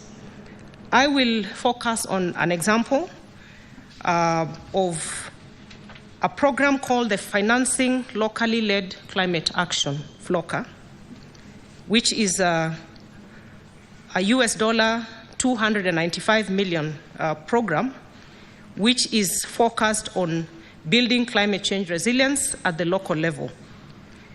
The program is targeting 45 counties, all the counties with the exclusion of Nairobi and Mombasa, and I'm going to explain the reason why. And this program is funded by the World Bank, the governments of Denmark, Germany, Sweden, and the Kingdom of the Netherlands. Another program is the strengthening forest management for improved biodiversity conservation and climate resilience in the South Rangelands of Kenya, a project funded by the Global Environment Fund, and a list of others. I'm just highlighting the fact that in response to the Senator's question, we have been involved in fundraising efforts, and we have a list of projects that have come through. And Honorable Speaker, any fundraising that we do lands in counties to address the climate change challenges. The ministry, again, through the Development Partner Group, under the Office of the Deputy President, has been championing the alignment of all development partner projects and programs to the government manifesto, as well as ensuring the focus on tangible projects on the ground for us to realize maximum impact. Regarding climate change initiatives that we have put in place, we have a robust legislative and institutional architecture to address climate change and its impacts at both levels of government. Mr. Speaker, sir, at the national level, some of the climate change policies and laws are listed in my presentation, ranging from the Constitution, the Climate Change Response Strategy of 2010, the National Climate Change Action Plan, which is very, very important, Mr. Speaker. The National Climate Change Action Plan, we had one running between 2023 and 2027, 2018, 2022, and we recently came up with the 2023-2027 strategy. And this is as per the Climate Change Act. And this basically is an iterative planning tool for mainstreaming climate actions across all sectors of the economy at both levels of government. It is also an implementing tool for both the nationally determined contributions and, Mr. Speaker, the nationally determined contributions are our national commitments under the UNFCCC on our commitments to reduce emissions and enhance resilience building. We also have the National Adaptation Plan, which runs 2015 to 2030, and the Climate Change Act, which I have spoken to, Mr. Speaker. And just to delve a bit into the Climate Change Act, which is the parent act on climate matters in the country, it provides for and supports mainstreaming of climate change actions into development planning, decision-making, and implementation. Also sets out the principles for climate change planning and implementation. And I wish to highlight some recent amendments that we made to the Climate Change Act, which is last year.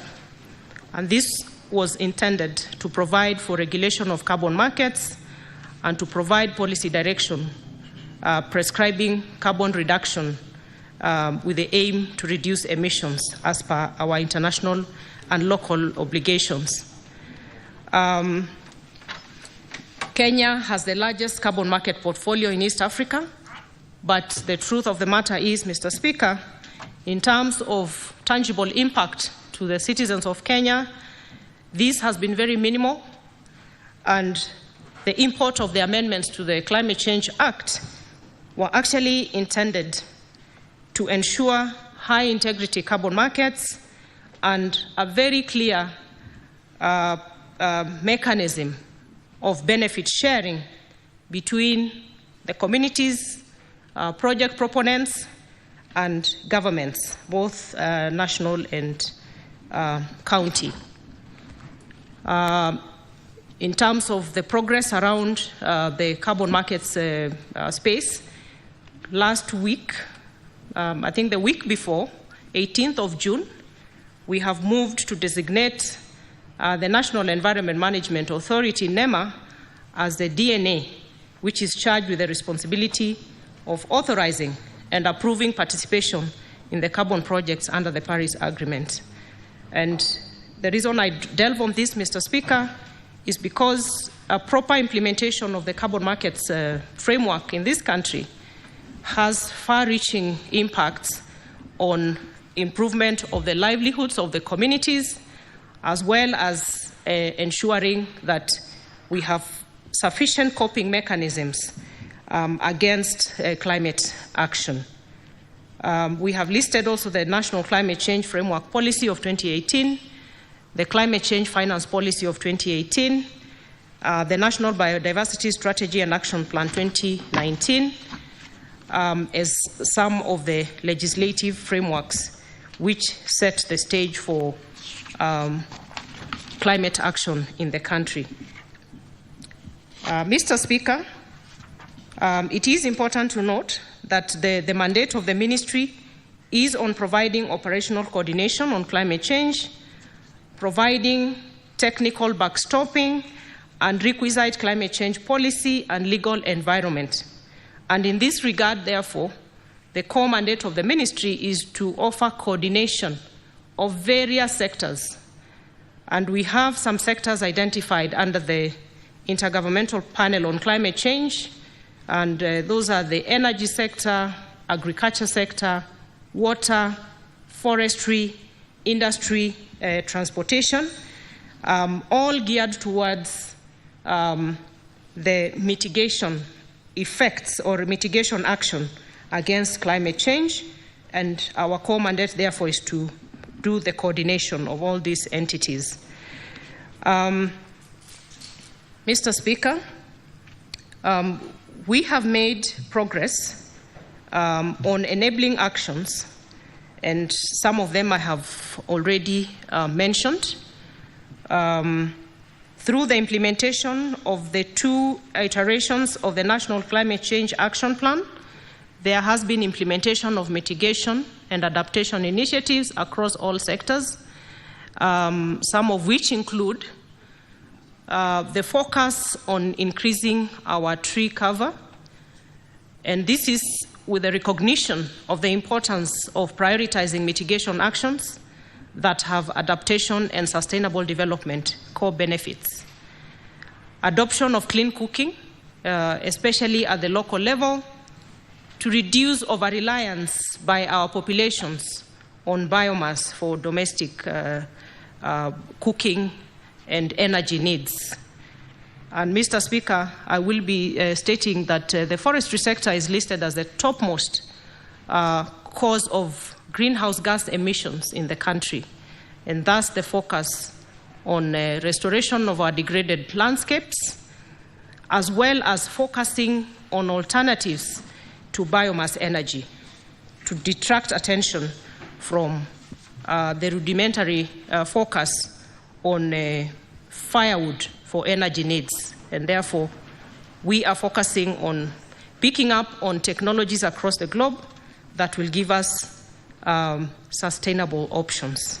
Adoption of e-mobility, which is key in reducing emissions from burning of fossil fuels, and the government through the Ministry of Transport, is in the process of finalizing an e-mobility policy to this regard. And I'm glad I saw a motion passed by a member of this House calling for an increased focus on e-mobility options and non-motorized transportation in the country, which is the way to go. The other focus is the increased percentage of electricity generation mix to reduce emissions from the energy sector. Our mix currently stands at 92%, and with the multi-agency coordination through my ministry, the focus is to push this mix to 100% by 2030. Implementation of the National Climate Smart Agriculture is another core focus under the Ministry of Agriculture for purposes of adaptation. Mr. Speaker, I have mentioned the Climate Change Act and the provision for the carbon market regulatory framework, the National Climate Change Resource Center, which we have recently operationalized, and this is a model information and knowledge management center domiciled at our metrology department, and it is a national repository for climate change information and data, which is very, very much, it comes very handy at this time. The long-term low emissions development strategy, we prepared and launched it last year in 2023, which provides guidance to the country on attainment of low emission climate resilient development pathway in the long term. The ministry, through the support of development partners, including the Green Climate Fund, GCF, FLOCA, among others, facilitated the establishment and capacity building of climate change units across the counties and state departments in the country in line with the Climate Change Act of 2016. The ministry has also established climate change environment governance structures at the county level. These are county climate change committees under the respective county climate change acts and county environmental committees under the Environmental Management and Coordination Act. To sum up my response to the first question, Mr. Speaker, we have a law that came into effect in 2016, but little had gone into actualization or implementation, and that has been the focus of the ministry in the past few months. Going to the second question, which focuses on what expertise we have engaged, as well as what criteria we have applied in developing the national climate change initiatives and tailoring them to the specific needs of each county. Mr. Speaker,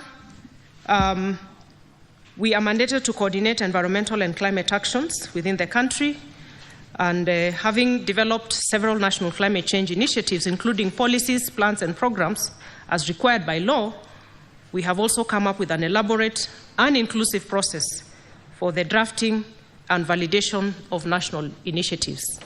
And I'll state again, Mr. Speaker, that for the ministry and other key agencies at the national level and the county governments, we are linked at the hip when it comes to climate action implementation, and therefore the focus, as the question has been tailored, has been to make sure that all the initiatives, the national climate change action plans, the strategies are very inclusive at their development stage.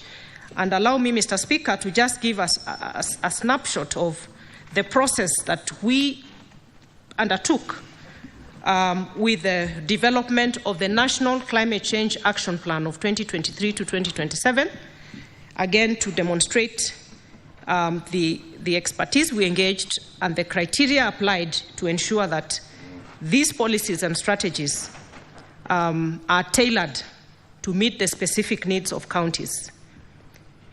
At the development of the National Climate Change Action Plan, we started off with a nomination process of a multidisciplinary and multi-institutional team, which was used. This multidisciplinary and multi-institutional approach was used to enable adequate scope and depth of input across all sectors. We undertook mapping of the technical skills and experiences required to identify experts from line ministries, departments and agencies, counties, private sector and civil society, and marginalized groups. Mr. Speaker, we work very closely with the Council of Governors in this regard. The development of the TORs for the steering committee to develop on terms of technical working groups to collect, analyze and synthesize relevant data and information, and lead consultants to lead the various thematic teams and develop the action plan. We embarked on nomination of a steering committee, members and technical experts from the technical working groups by ministries, departments, Council of Governors, private sector, and all those players. Several working sessions of each technical working group were held to come up with a zero draft of the plan. We engaged in a very robust stakeholder engagement at various levels, at the county technical teams, national experts, special interest groups, a public validation process where the technical working group incorporated stakeholder input, and all these processes, Mr. Speaker, led to the successful launch of the National Climate Change Action Plan 2023-27 during the Africa Climate Summit last year. That just gives a snapshot of the critical need for the ministry to work with a cross-sector of stakeholders as we develop our plans. Question number 57, Mr. Speaker, focuses on for me to explain the measures put in place to enhance the capacity of each county government to implement the climate change initiatives in their respective counties, including technical expertise of the county governments to address environmental and climate change concerns, as well as the allocation of budgetary resources to each county within the designated timelines for these initiatives. Regarding the measures put in place to enhance capacity, Mr. Speaker, noting the capacity building is a continuous and progressive process, we have carried out capacity building of county executive committee members, county officers, directors, and county climate change units in all the 47 counties on various climate-relevant issues. And this we have done through our climate change directorate within the ministry. We have also provided technical backstopping to counties on the development of county climate change acts, Mr. Speaker, and I am proud to say that at this point, all the counties are compliant in terms of coming up with their climate change acts. And what the ministry did was to develop a prototype that was then used by each county to come up with their climate change legislation. Development of county climate change action plans then followed, climate change policies, and participatory climate risk assessments. And at the same time, NEMA undertook development of county and environment action plans, mainstreamed into county integrated development plans. Mr. Speaker, you know that CIDPs are the core of the county development plans, and with these county environment action plans, which were deliberately weaved around the CIDPs, then we are in step or speaking in the same tone with the counties. Mr. Speaker, we have also provided an innovative programmatic support to counties. The ministry, in collaboration with the National Treasury and the COG, developed the Financing Locally Led Climate Action Program to provide mechanisms to finance community climate action initiatives for enhanced climate resilience. The program, as I have said, is funded through the World Bank and a conglomeration of other partners. And the design is a unique Kenyan innovation designed to showcase how global climate finance flows can be efficiently and effectively channeled to address grassroots climate response needs. Mr. Speaker, I know it's of interest to the senators to have some bit of detail on the FLOCA program. Under the FLOCA program's County Climate Resilience Investment Grant, in 2023-24 financial year, counties received a total of 10,507,827 Kenya shillings from the FLOCA donors. Out of this, 7.3 billion was from the FLOCA donors, and Kenya shillings 3.1 billion was from the counties fund, the development fund of counties. Cabinet Secretary, sorry to interrupt. If you could please summarize the remaining answers, because of time. We don't want to keep here for too long. Yes. And we already have the response. Instead of going word for word, just summarize, so that because there are a lot of supplementary questions. Well guided, Mr. Speaker.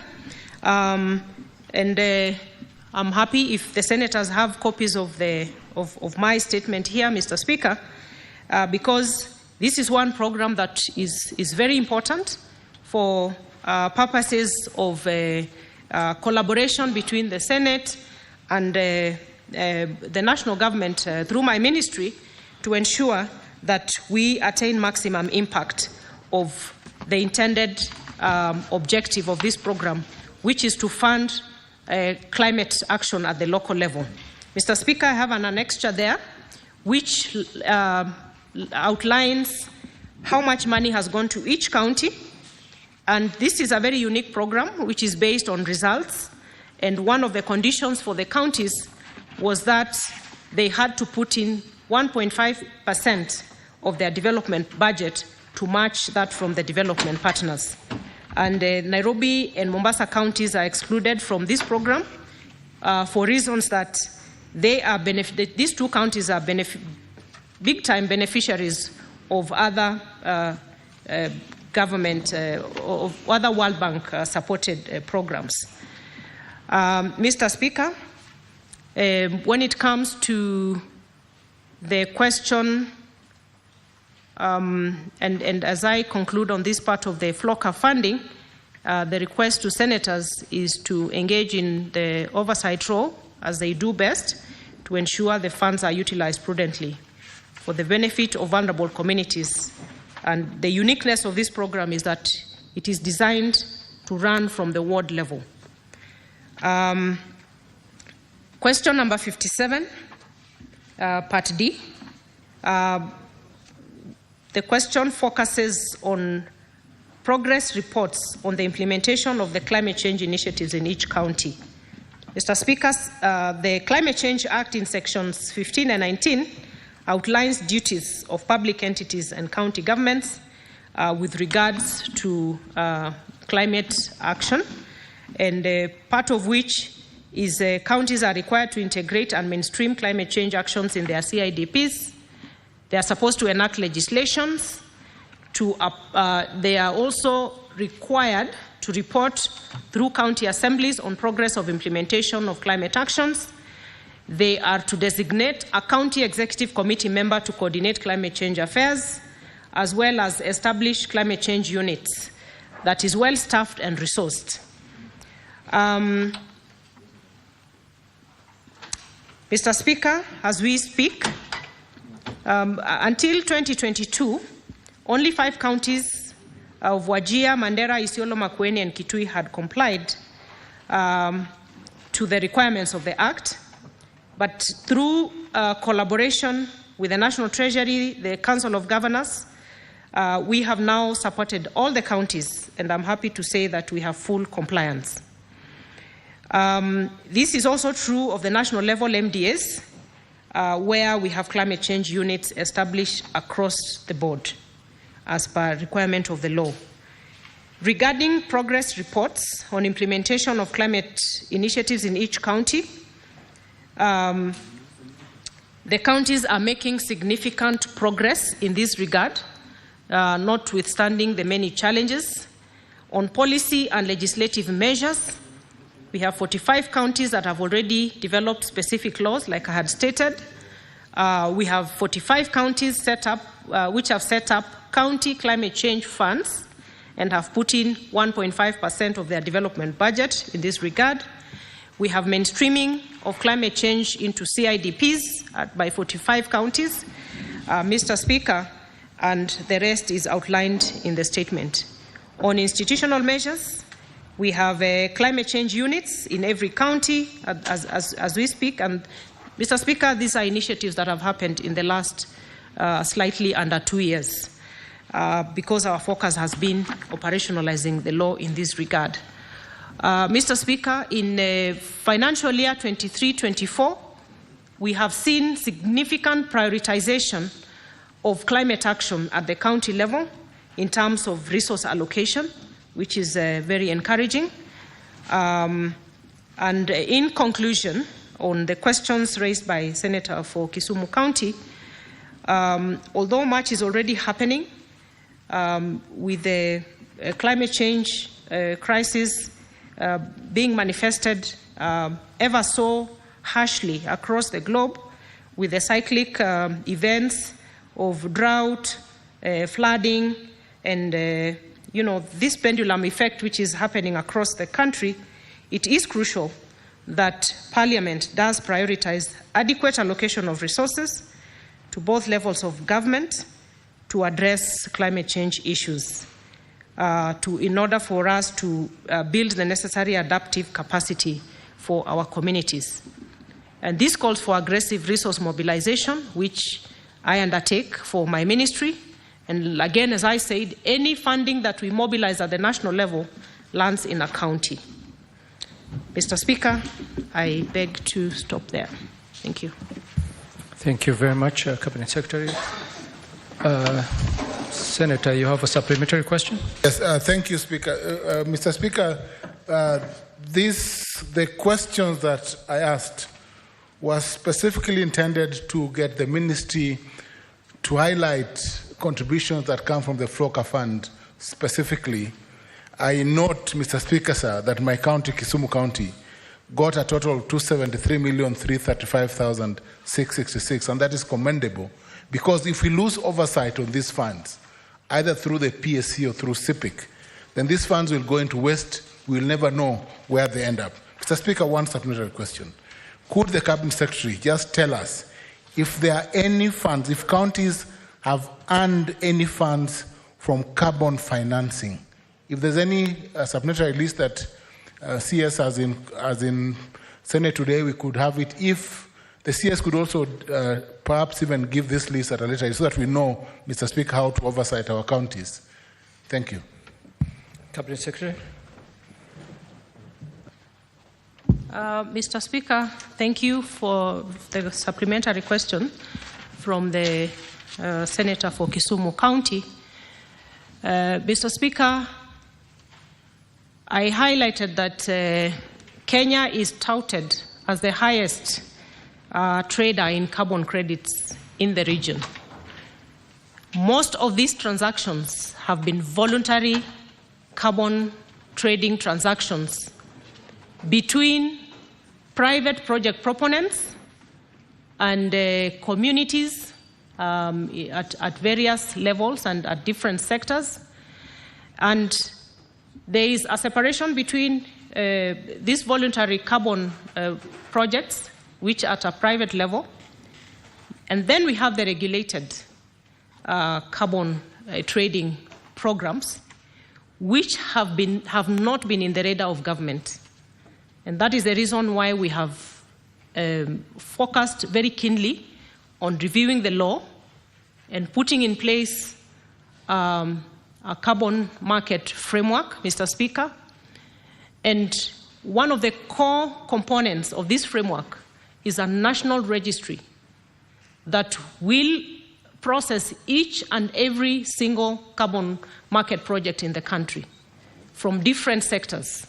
So we have one national registry, which is already underway in terms of operationalization after the gazettement of the designated national authority. And this national registry will be fed by sector-specific registries from energy, agriculture, and so many other sectors. The assurance I want to give this House and Kenyans in general, Mr. Speaker, we engage in a very rigorous public participation process, again to ensure that this space, which is shrouded with a lot of mystery, will now come to the fore with the full implementation of the law. And I wish to invite this House, members of this House, to pay keen attention to the legislation as it is, Mr. Speaker, because we are going to have, we already have a lot of interest expressed at different levels, even including a G2G arrangements around carbon trading plans. But there are so many other small projects going on in the country, and we are ready as a ministry now to net all these, put them under the national registry. Then we can spotlight and ensure clear benefit sharing and transparency in terms of how these funds from the carbon markets are going to turn around the lives of Kenyans. Thank you, Mr. Speaker. Thank you very much, Cabinet Secretary. I hope, Senator, you're satisfied with that answer. I am super satisfied. Thank you. We will take other supplementary questions. I will start with Senator Esther Okinyuri. I hope your question is relevant to the main question that was asked by the Senator of Kisumu. And please go straight to your question, Senator.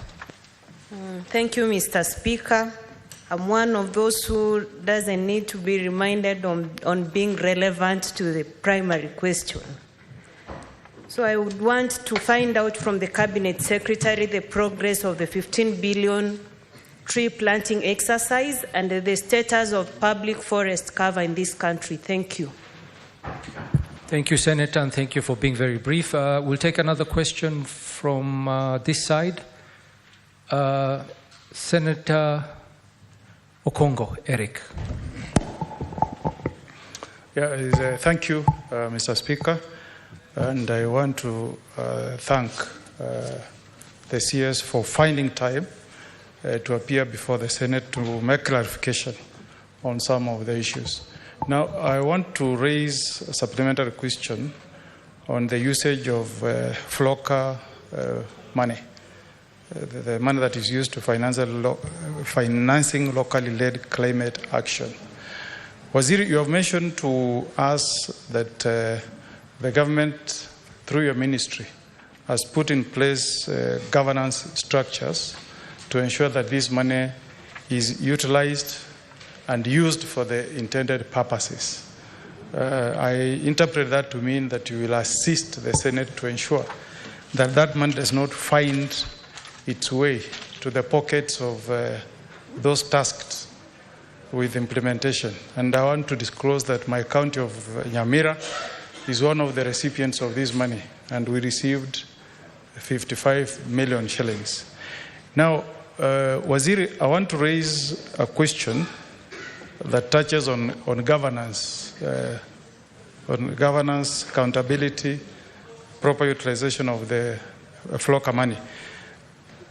We had a project that was initiated called Raitigo Water Supply during the financial year 2015-2016. The county budgeted 17,301,915. The project was done. The money was paid to the contractor. I have details of the contractor who did the work. Auditor General raised issues on that project having been used to siphon money from the county. There being no value for money because the project was not completed and launched for the benefit of the people who reside in the Raitigo area. Now, in response to that audit query, the governor responded that he wants to use money from Climate Change Resilience Investment Fund to complete the project. Madam CS, how do you ensure that the money we are sending to counties is not used as a way of, as an avenue for governors stealing money that is meant for a very good purpose on climate change? Because I don't understand, Madam CS, how money that has been set aside for a project through county funds paid out to a contractor. Again, how do you use donor funds to repeat the same project? Can you address us on how you are following up on governance, the proper usage and utilization of money? And if you can also take the example I've given you for Nyamira. If you want the response to the governor, I have it. I can table it before the floor. That can assist you so that we ensure that this money does not go to the pockets of a few individuals. Somebody was saying that some governors set aside a percentage. If you send 55, for example, to Nyamira, some say that 20 million should go to their pockets and then 35 can do something. And we really want this money to be used for the benefit of the people of the counties where we reside. Thank you, Senator. Cabinet Secretary, maybe you can respond to those two questions, then we'll take the other questions. Thank you, Mr. Speaker. I will start by responding to Senator Essie on the status of our 15 billion program, as well as the forest cover of the country. Mr. Speaker, I want to say that we have a constitutional mandate to ensure at least a 10% tree cover, not forest cover, tree cover for the country. And I'm happy to report that the baseline that we have as we implement the 15 billion is 12.3%. And as I said, and this is from the latest assessment of our forest cover and tree cover done in 2021. Mr. Speaker, I mentioned that the forestry sector is the highest emitter for the country. And if we are to deal with the climate change crisis, including the flooding, the cyclic droughts, I want to say and really persuade for all of us to be on the same page that this program of reforestation is very, very critical in terms of emissions reduction, but also dealing with the mitigation aspects of climate action. Mr. Speaker, the progress of the 15 billion tree growing program is very good, as I must say, Mr. Speaker. We have a very high and encouraging reception from Kenyans across the board towards this initiative. We have, as we stand, Mr. Speaker, the national government through the executive has taken a frontline approach to do adoption of sites for restoration across the country. And this is just intended to give this the necessary push for each one of us to join in, from individual Kenyans to the private sector, the county governments, to join efforts in this initiative to make sure that we enhance our tree cover from the current 12.23% to 30% in 2032. As a requirement of the law, Mr. Speaker, we are required to do periodic assessments after every 2 years of forest cover, and I can assure the country that going by the actions and the receptiveness of this program across the board, we are going to see very, very significant enhancement of our forest cover across the country. The last thing I will mention is that we are encouraging Kenyans to focus. If, Mr. Speaker, we had been focusing on very well-structured tree-growing programs in the country, we would be very far in terms of our forest cover. But what we have been doing over the years is planting trees and not paying much attention to the nurturing and protection of these trees to maturity. And that is why we have been deliberate in telling Kenyans we are engaging in tree growing, not tree planting. If tree planting really counted, then we would not be planting trees anymore in this country. So even when there is no rain, the focus should be on how to protect the seedlings that we have been planting over the years. Mr. Speaker, moving to the question by the Honorable Omogeni on the usage of local funding, once again is just to really load the questions put forward by the Senator for Kisumu about FLOCA. It is a very, very critical fund, Mr. Speaker, and our intention as a ministry, and even in our discussions with the development partners, this is a model. It has not been tried anywhere before. Kenya is the first one to model this very devolved level climate action plan that is supposed to impact on lives from the very grassroots level. And we have had legislators and even executive members from other jurisdictions coming to benchmark with the FLOCA. So I would really want to urge this House, please let us guard the FLOCA funding against our hearts, because the development partners are willing and ready to scale up, but only if we record success. And going to the question raised by Senator Omogeni, in terms of the governance structure, and again, it is a very easy to monitor program. It is fashioned against Program for Performance, designed by the World Bank team, which there are clear steps and conditions that counties must meet in order to get the next level of funding. It is in my interest, and I'm sure for the senators, that all our counties succeed in this. One of the requirements of the P4R system is that counties must come up with special purpose accounts.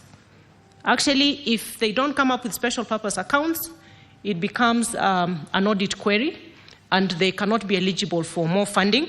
So those are things that we need to look out as senators. That is what you need to look out in your oversight role. We have climate change planning committees at the county level, and we have ward climate change committees, again at the ward level. And at the ministerial level, my ministry is one of the implementing agencies, and together with the Council of Governors and the National Treasury, we are part of the project implementation unit, and it has clear guidelines on the parameters that the counties have to meet in order to get further support. In terms of the questions raised by the Auditor General on the Raitiko Water plant or project, I don't have the facts of the particular case, but it is, again, my plea that we spotlight the FLOCA program to make sure that it is working and that the money will not be misused, because it will prevent us from getting more support from the development partners. Thank you, Mr. Speaker. Thank you, Cabinet Secretary. Maybe I would direct Senator Eric Omogeni to table the query by the Auditor General so that it can be furnished to the ministry and they will be able to look into it.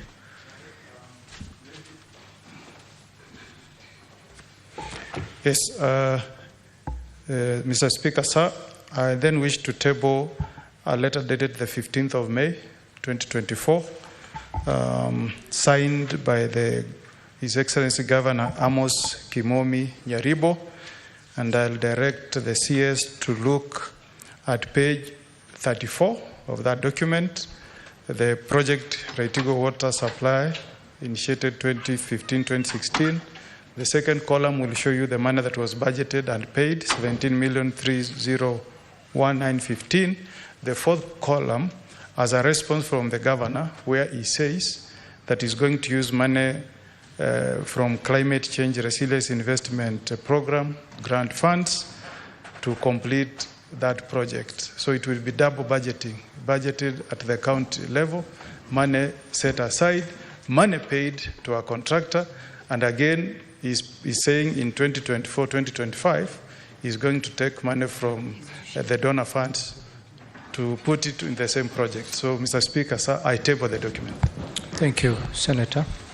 We'll take the next two questions from Senator George Mbugua and Senator Alexander Mundingi.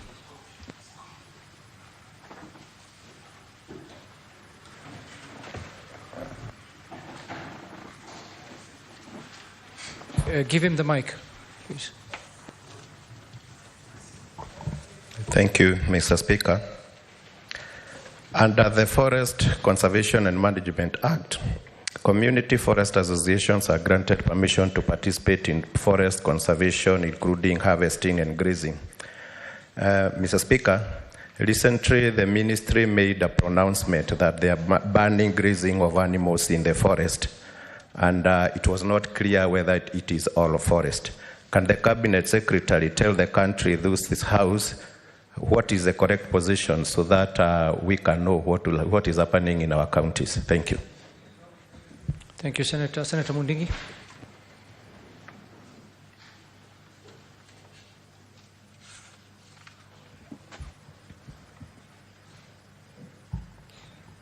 Asante Bwana Spika. Asante kwa waziri na ile kazi unafanya kupandisha katika nchi yetu ya Kenya.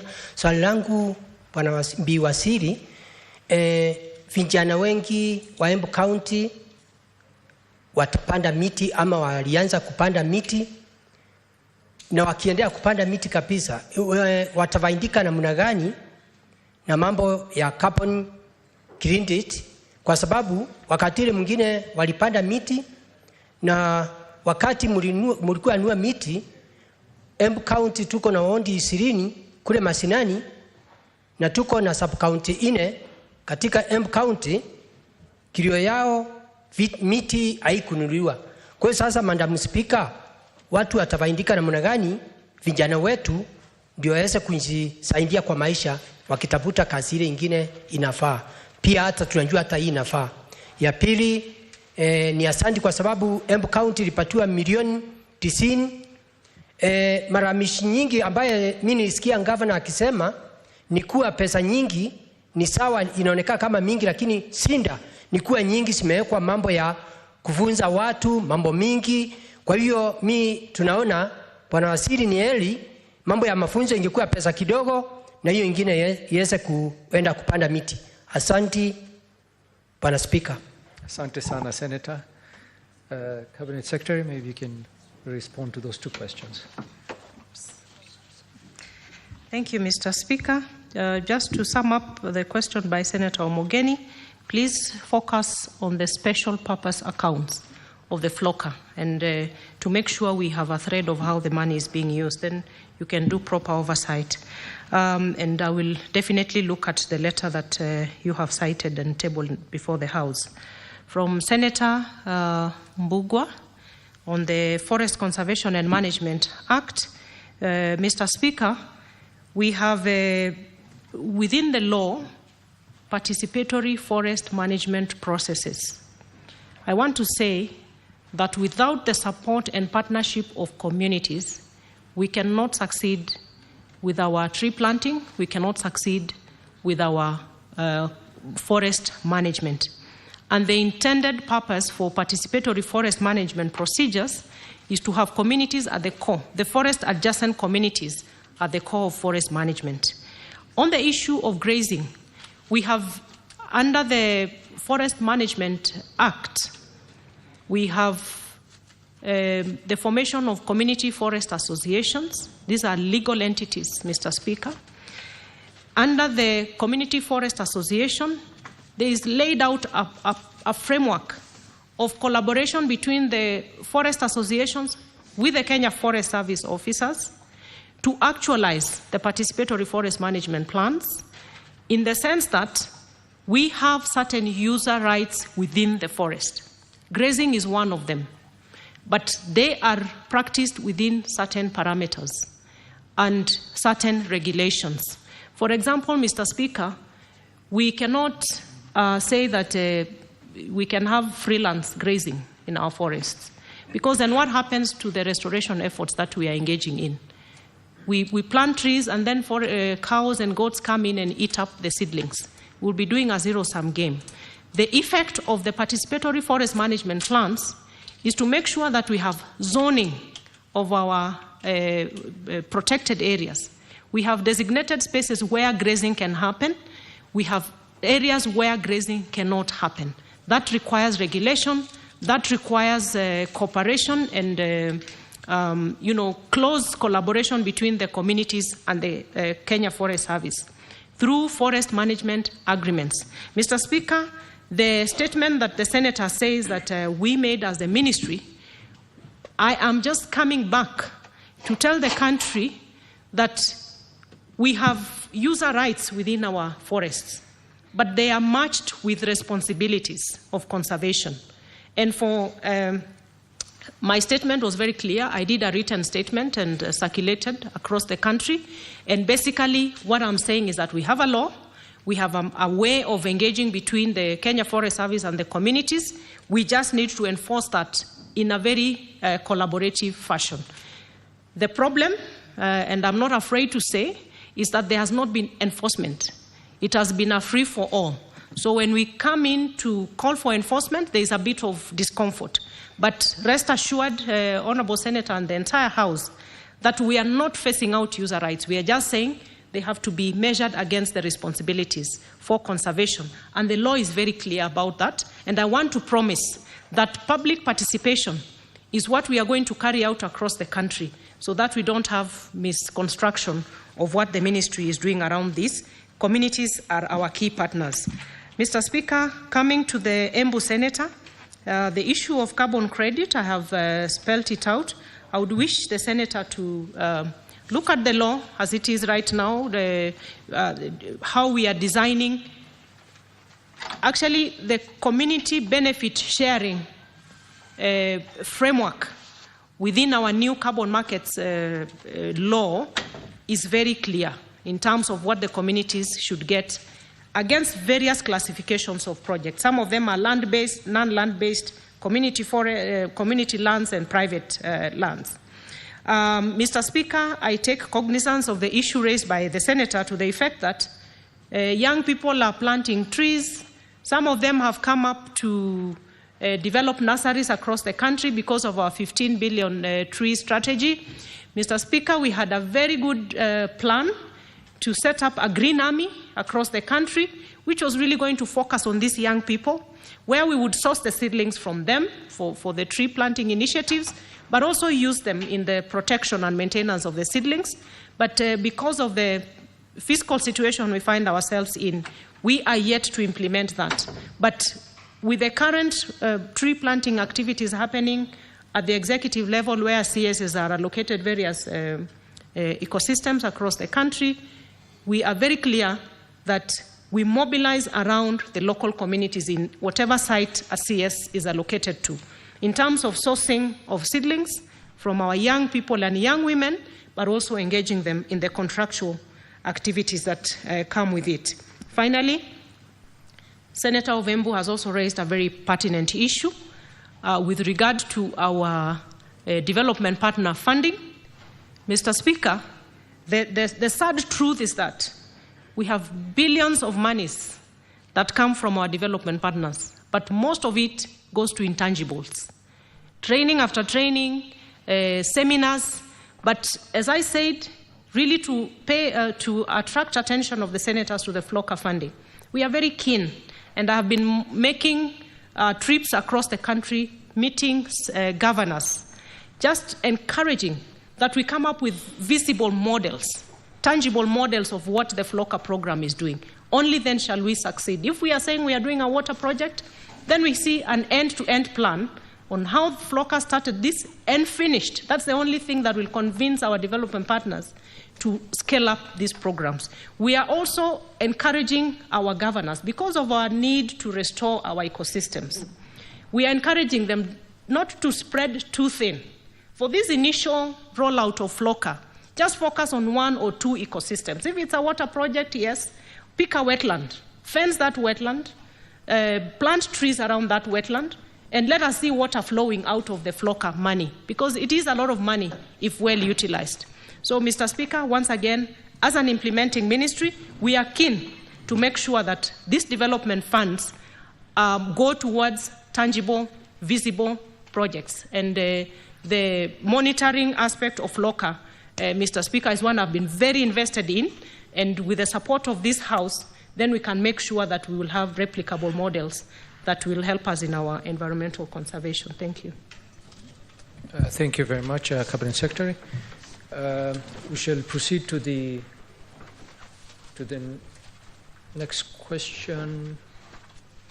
I see that James Murango is not here, so I will direct that question is dropped. And Honourable Senators, it's very unfortunate that as Senators we put a question in place, the CS prepares the response, sends a written response, attends the Senate to respond to that question, and then the Senator is not present. It's very unfortunate, and I apologize to the Cabinet Secretary for that, but I have to drop this question. And we also have the provision on our standing orders that you can nominate somebody to ask on behalf of you if you're not available. So, Cabinet Secretary, my apologies for that, but I do thank you for your thorough answers to the questions that were asked today. And I would want to also encourage you not to lose heart on this one case where the Senator was not here to ask the question. But we need this kind of interactions, because the issues that are raised here by the Senators are issues brought to us by the public. And they find this opportunity for them to get the answers that to get the answers that they've asked. So, Cabinet Secretary, mine is to say thank you very much for attending, and to wish you all the best in your duties and the work that you have at the Ministry. Thank you very much, and we will give you leave.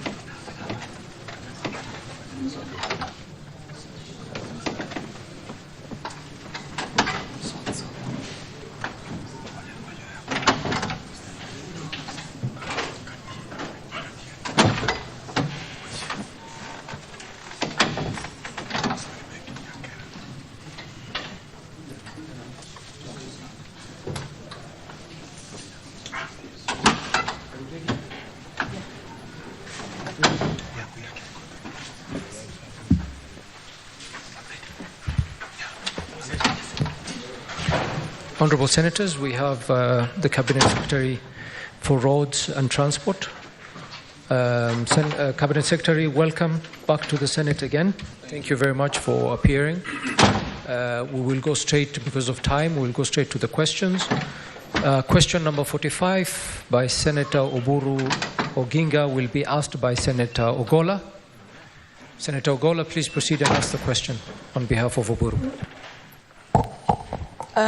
Thank you, Honorable Speaker. I ask question number 045 by the Senator for Siaya County, Senator Dr. Oburu Oginga, MGH, MP. And the first question, Honorable Speaker, is, could the Cabinet Secretary explain the delay in the completion of the Wangarot-Kamito Road C842 construction project in Siaya County, which was launched in 2016, and provide a timeline for completion of the project, Honorable Speaker? The expected completion period was supposed to be 2016 to 2021. And two, Honorable Speaker, what are the reasons for the delay in the resumption of construction of Awelo-Leunda Road C843 in the county? And could the Cabinet Secretary provide a timeline for the resumption and completion of the works? And lastly, the third question, Honorable Speaker, is, could the Cabinet Secretary also provide a status update on the upgrading to bitumen standard and performance-based maintenance on Gotnanga Bar Obe Road C948 and indicate the projected date of completion? Thank you, Honorable Speaker. Thank you, Senator. Cabinet Secretary, you can respond to the question.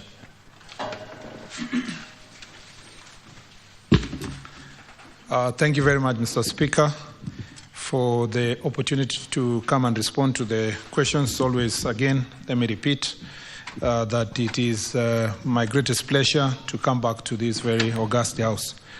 Mr. Speaker, because all the questions relate to pending roads, allow me by way of introduction just to say something in 2 minutes. One is that the situation has not changed insofar as development of our roads in the country from the time I was here. And it's important for the nation to understand that, let me repeat this here, that when we came to office in October 2022, and from when this government was elected in August 2022, I inherited a road portfolio on these roads that have been mentioned for development that had about 150 billion pending bills. All this amount, Mr. Speaker, was in regard to roads that have been pending for even up to 10 years. The last time I was here, I gave examples of some of the roads that have been pending for many years, including in Tharaka-Nithi, in Chakarika, Marimanti, from the last 10 years in 2014 when we went to launch that road. The people of Kenya will appreciate that 150 billion required a one-off payment of the 150 billion, so that then from the time we came to office, we should then have commenced an accumulation of that amount from there moving forward. Unfortunately, in the first year, we were given a budget of about 53 billion. Of that 53 billion, Mr. Speaker, about 33 or 34 about billion was dispersed, and we paid the contractors in the year 2022-2023. When we paid some of these contractors, because it's distributed, as you know, Parliament budgets road by road, it's distributed a little amount of money across the roads. Some of the contractors were able to go on site. Then in this financial year, which has just ended, 2023-2024, the budget provision initially was 73 billion. Then supplementary budgets came in, cut that amount up to 51 billion. By the end of that financial year, on 30th of June 2024, which is a few weeks ago, the ministry only had received 25 billion, a half of the disbursements of the budgetary allocation. What does that mean? For the 2 years I've been in office, in terms of budget allocation and disbursement, the actual money that came to the ministry to chase the road portfolio of 150 billion then was only about 50 billion. And Mr. Speaker, when the 50 billion was paid, of course the contractors incurred another pending bill. That moved it to, again, 165 billion. So as we sit here, we have a pending bill of 165 billion for all the road contracts across the country. That explains why most of the questions that I'm going to now read, the answer as supplied to this House, the answers are majorly we will complete when funding is provided.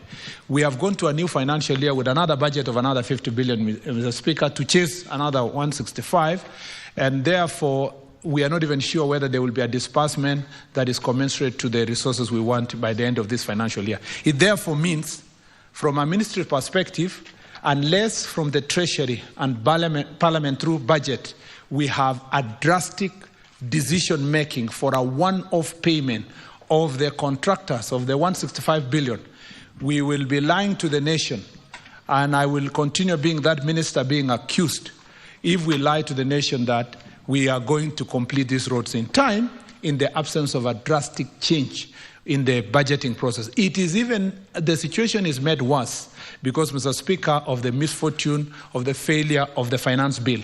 That means we stagnate around here because government to be able to plug in the 49 billion, that is a gap, and to look for other resources to do this becomes a big challenge.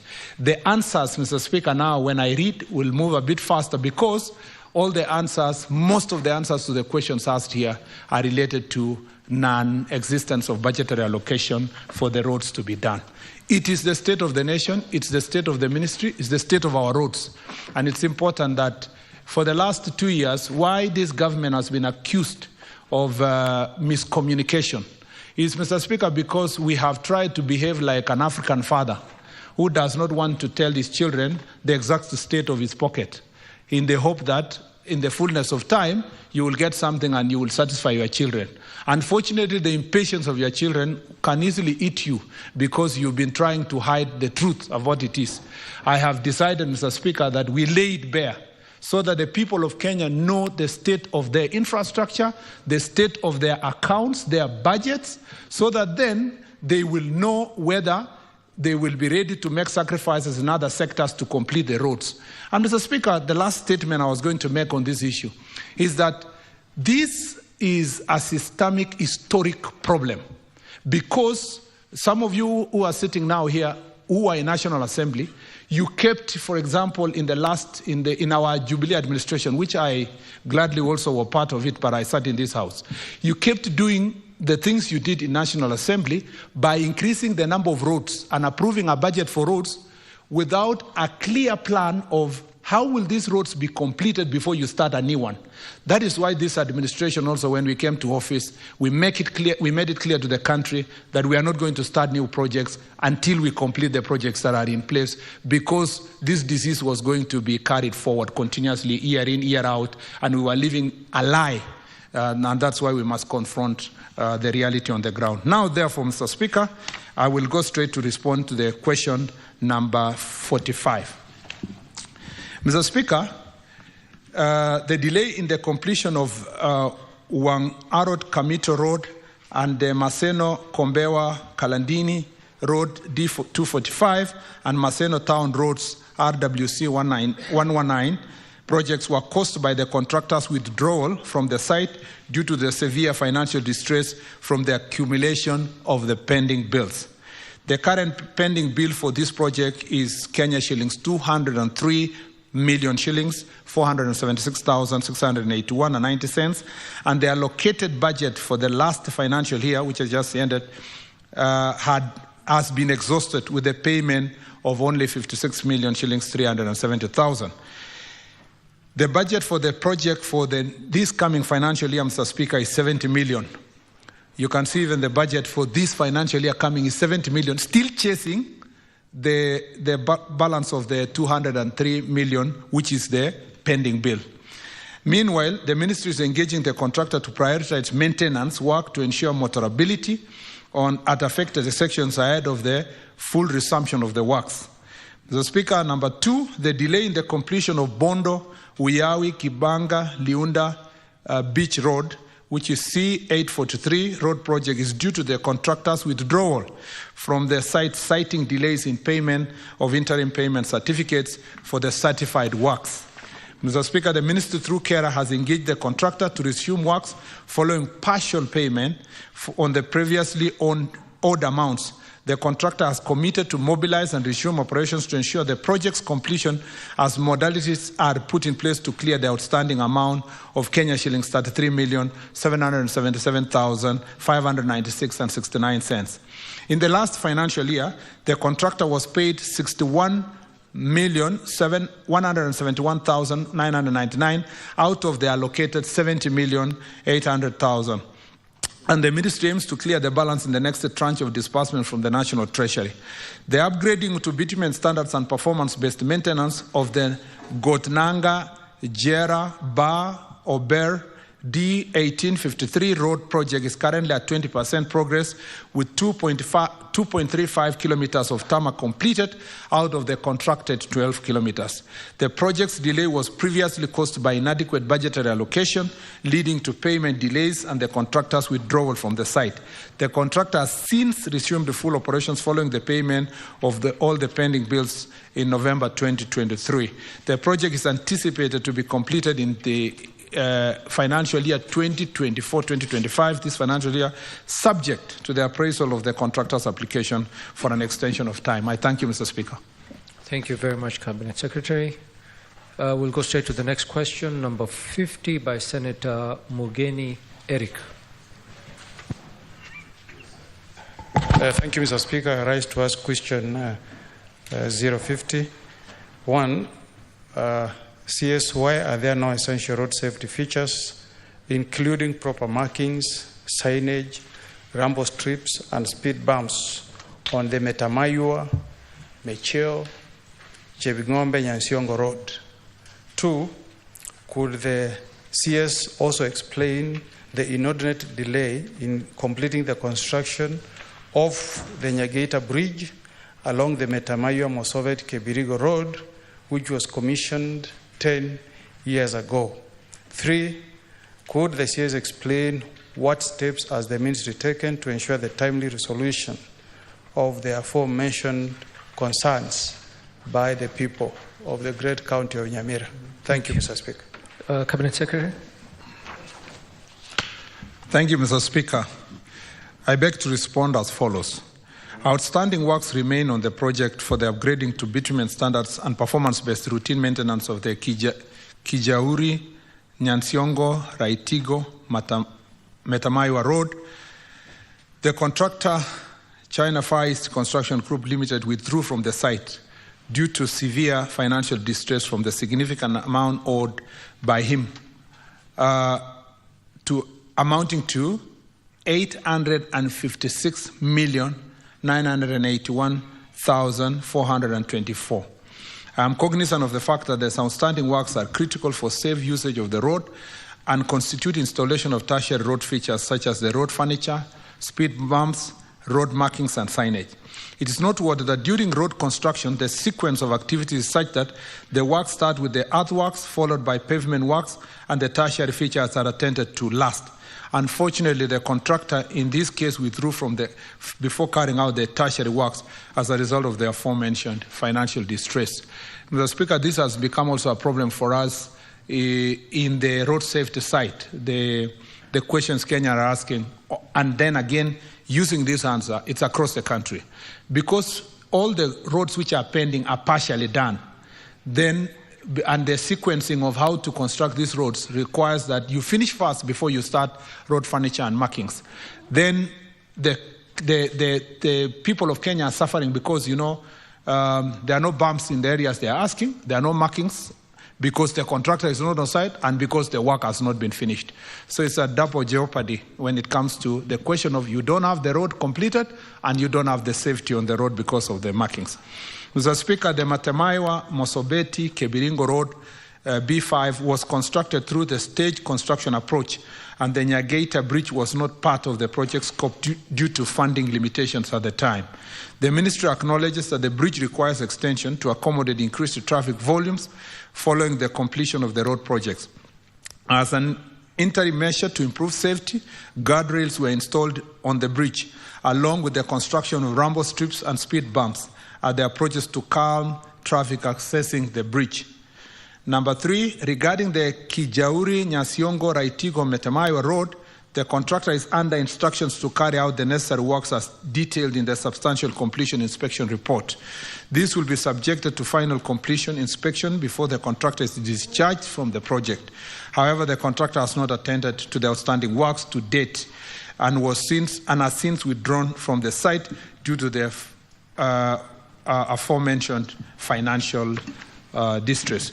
The ministry is pursuing funding options in consultation with the National Treasury to find viable financing solutions to pay a significant portion of the outstanding payment for this and other similar stalled projects to facilitate the completion of outstanding works. I thank you, Mr. Speaker. Thank you, CS, for that response.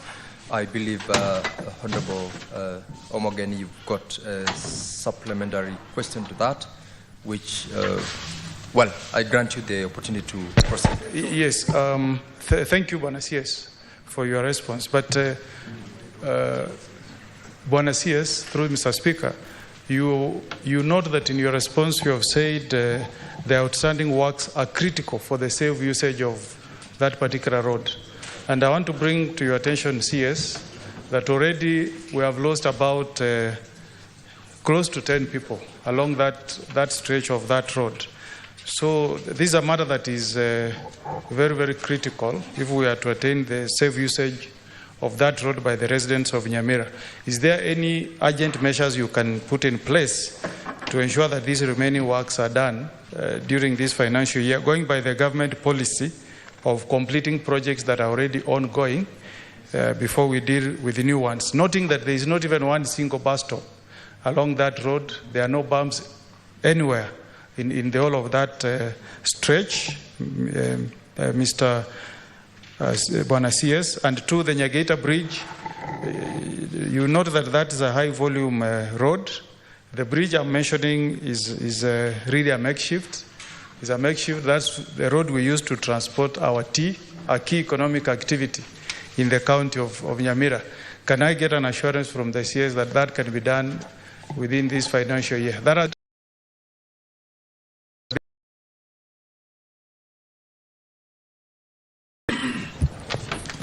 Thank you, Senior Counsel. Waziri? Thank you, Mr. Speaker. I think if we can, at least I did the early introduction about the general status of the funding across the country. The thing I would suggest is that maybe we can plan for safety activities just within the availability budget. So see if we can do the bumps and the markings. And even if it is just signage to say approach slowly, there is along and the problem with the line, I have heard you, sorry, Mr. Speaker, I should not be, but the reason why you can't put the marking is perhaps unless they have finished to the required layer. If you put the marking, you will have to remove again and do it. But I have also, based on the experience of this problem across the country, I have been asking the engineers whether we can reverse the decision on how roads are completed, such that every milestone is complete. That means if you have a 10 kilometers and a milestone is 1 kilometer at a given period, you do the 1 kilometer after markings, then 1 kilometer after marking. So that is, from a policy perspective, we think we should do that, considering now we have a long way to go to complete the remaining kilometers of roads based on the budgetary allocation. So we will look at that widely, but in the meantime, we will try to do some signage and perhaps bumps. On part of the bridge, let me see. There's something we're trying to do, Mr. Speaker. the reason why also maintenance money is becoming difficult to get ways of apportioning money from the road maintenance levy is because we have reached our limit. At the moment, our road network has increased by 61,000 kilometers from 2016. The road maintenance levy fund that we have now, their value at the moment has depreciated because the power of the shilling at that point in time in 2016 is not the same power of the shilling today, yet we still collect 18 shillings per litre. We had a very good public participation about increasing the road maintenance levy by 7 shillings so that at least we raise some money to do this maintenance, which is another problem across the country. Roads, for example, like Isibania to Kisii, the period for construction by the contractor to construct and maintain is now over. So it needs to be handed over to Kenya and a number of other roads that were constructed during the development partners. The people of Kenya have told us, yes, we want the roads, yes, you can get the money, but not at transferring the cost of the pump by 7 shillings up, because they don't want the cost of living, because fuel also creates a problem across the sector. So we are now sitting, because we finished the public participation on Monday, and go and sit together with the Petroleum Department to see is there ways that some other levies or so forth can be foregone or something, so that we concentrate first on raising money for the roads. But as we do so, I think we will now see how we support your bridge. If we succeed in this endeavor, which I am hoping that we can do in 2 months or so, we will have additional resources a little bit, and we can save such bridges because of the danger and the problem it's causing the country. And I want to thank the senior counsel, my friend Senator Mogeni, because he's also been harassing me on the same issue in my office, and really, truly, it means this is something that means a lot to him and his constituents. I thank you, Mr. Speaker. Thank you, Cabinet Secretary. We'll take one supplementary question. Senator John Kinyo, is it in regards to this question? Okay, go ahead. Asante Bwana Spika kwa kunipa fursa hii. Asante waziri kwa kuja na kuweka maneno pariwanja kulingana na vile ambavyo wizara yako iko na mambo ya barabara. Lakini swali langu ni kwamba nimesikia ukisema ya kwamba ulikisia utapata shilingi bilioni 165, ukapata shilingi bilioni 50. Na kuna zile barabara ambazo zinatengenezwa. Bwana waziri, unachagua vipi barabara ambayo utakayoitengeneza na ni gani ambayo hutaitengeneza? Ni masuala gani ambayo unaangalia? Ile ilianziwa kitambo, ile ambayo ina shughuli fulani, ama ni nini ambayo unaangazia? Kwa sababu nimesikia ukisema ya kwamba seneta wa kutoka Nyamira amekuwa kija kwako kwa ofisi. Mimi nimekuwa nikija kwako kwa ofisi. Najua maseneta wengi wamekuwa kija kwako kwa ofisi. Na hela ambazo uko nazo unasema hazitoshi. Sijui ni mbinu gani unatumia, ni kusema ya kwamba utatengeneza barabara moja katika sehemu ya Laikipia, ile nyingine utatengeneza katika sehemu ya Nyeri, ama ni yule ambaye atakaye kuja kwa ofisi yako mara nyingi, ama ni yule atakaye kupigia simu mara nyingi, ama ni rafiki yako, ama sijui niseme namna gani, lakini nataka utuelezee. Na nashukuru kwa sababu umeweka mambo pariwanja vile ambavyo Wakenya wangetaka, ndio wajue ya kwamba hela ambazo uko nazo na unazitumia vipi. Nashukuru Bwana Spika. Asante Senator. Yes. Bwana Spika, ningependa kusema kwanza kwamba katika bajeti ya barabara uwezo haiko katika mikono peke yake ya wizara. Bajeti inafanywa ama inapitishwa na bunge la kitaifa, na wakati tunapitisha hiyo bajeti, Bwana Spika, hiyo bajeti inakuja kama tayari iko na hela zote, barabara gani itapewa hela ngapi. Kwa kimombo wanaita itemized budget. Wakati bajeti itapitishwa kama ile ilipitishwa hapo majuzi, ile schedule ambayo inapitisha ama ile taftari inaonyesha pesa zenye zinatumika, tayari inaweka barabara zote, kila barabara pesa zake. Ukiona zile barabara nilisoma hapo awali, nilionyesha wazi kwamba barabara fulani ilikuwa na bajeti kiasi hii, barabara fulani iko na bajeti kiasi hii, kiasi kwamba hata wakati huu, wakati hiyo schedule itakapotolewa kutoka treasury, pengine muda wote kutoka sasa, kila Mkenya atakuwa na uwezo ya kuangalia ni pesa ngapi iko kwa barabara yenye iko katika sehemu ama kaunti fulani. Ya swali la Mheshimiwa Kinyua ile la kwanza ni la maana sana, lakini pia ni la kisiasa. Kisiasa kiasi it's a political decision. It's a policy political decision. Kwa sababu Mr. Speaker, kwa kuchanganya lugha, ni kwamba saa hizi ukisimama hapa useme katika wizara, kwa sababu tumepewa tu 58% ya ile fedha tunahitaji kumaliza barabara. Wacha niamue leo tuanzie Elgeyo Marakwet, tumalize barabara za Elgeyo Marakwet mwaka huu, ndio mwaka kesho tuende za Nyeri, alafu tuende ya Garissa. Kutakuwa na mvurutano kubwa sana katika taifa. Ndiposa unaona katika bajeti, hata katika bunge, kila mtu anapewa kidogo kidogo, kwa sababu ile milestone ifanywe katika kila step ya kila barabara. Kwa hivyo, allow me to repeat this, Mr. Speaker, in English, that many Kenyans are saying, why don't you take the little money? This year we are getting 25 billion out of we got last financial year, we got 25 billion out of a budget at 51 billion, out of a need of a pending bill of 165 billion. So the people of Kenya are saying, yes, you need 165, but why don't you take the 25 billion, finish Rironi Road from Wayaki to Rironi, and complete the interchanges, and they pay the contractor, or finish this road and do this. Mr. Speaker, that decision is not tenable politically for so many leaders and parliament itself when they are doing budget, because they want to make sure that every part of the country, their contractor is taking steps.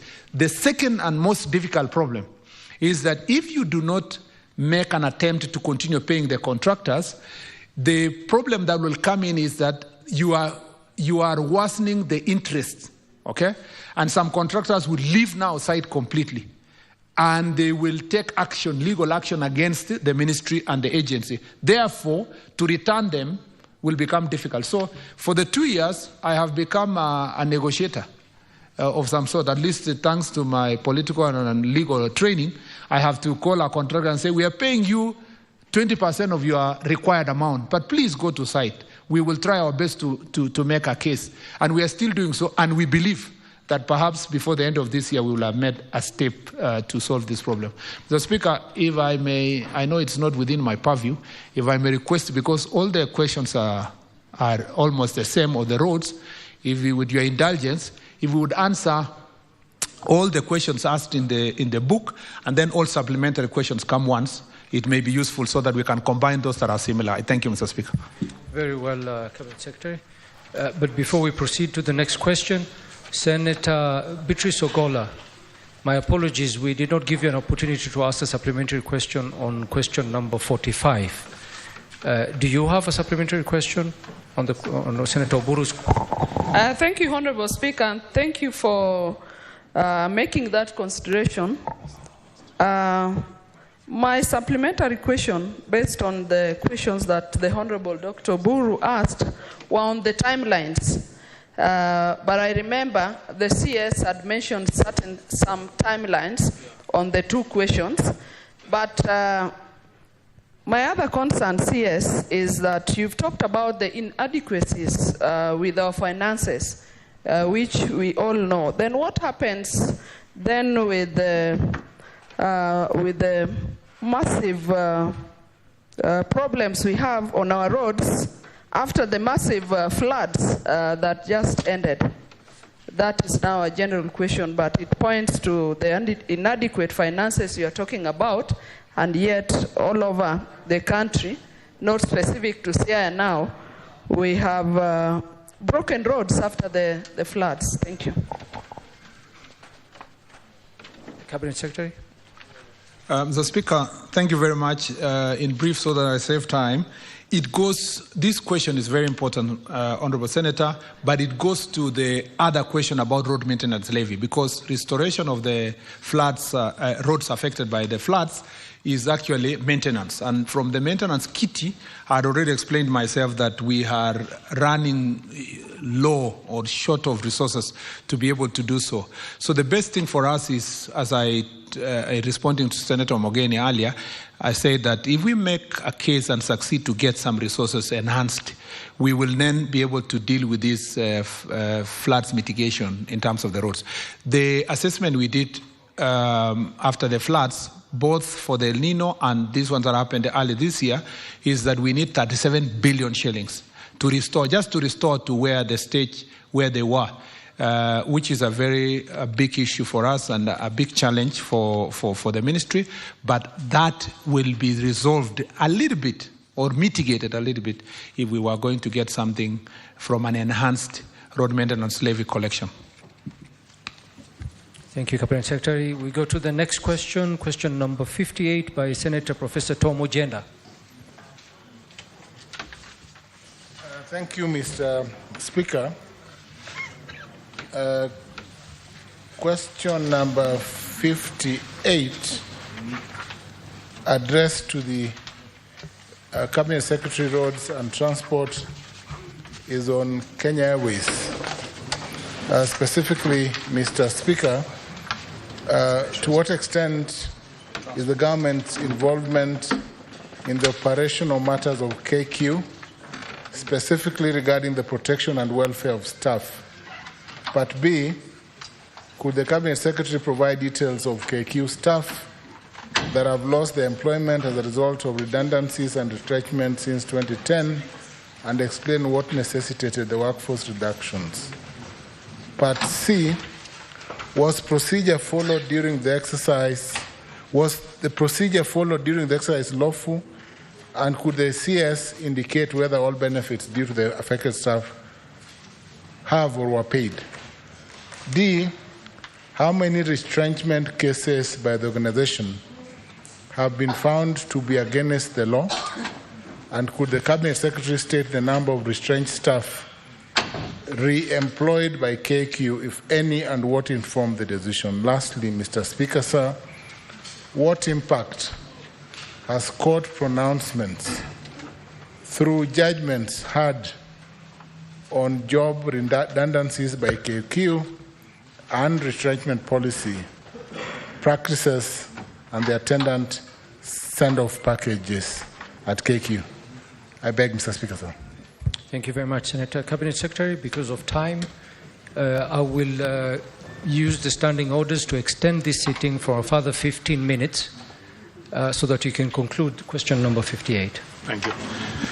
Mr. Speaker, let me say that unfortunately, I may not be able to meet the expectations of the Senior Counsel and Honourable Senator, because the government of Kenya holds a significant stake in Kenya Airways, approximately 48.9% of the shares. It is represented on the board of Kenya Airways through the National Treasury and our Ministry of Transport. However, operational matters, including those related to protection and welfare of staff, are primarily the responsibility of the Kenya Airways itself. These operational issues are typically addressed and managed by the management and leadership of Kenya Airways. Kenya Airways is not really a parastatal per se, where we have proper access to all this information, Mr. Speaker, and I do not want to commit myself to answers that they would write to me, because then the interrogation would have to come to this minister and would have to answer. The best way forward, we suggest from the ministry, is to invite Kenya Airways as Kenya Airways so that they take responsibility as Kenya Airways, preferably, Mr. Speaker, to a committee so that these issues can be dealt with comprehensively. I thank you.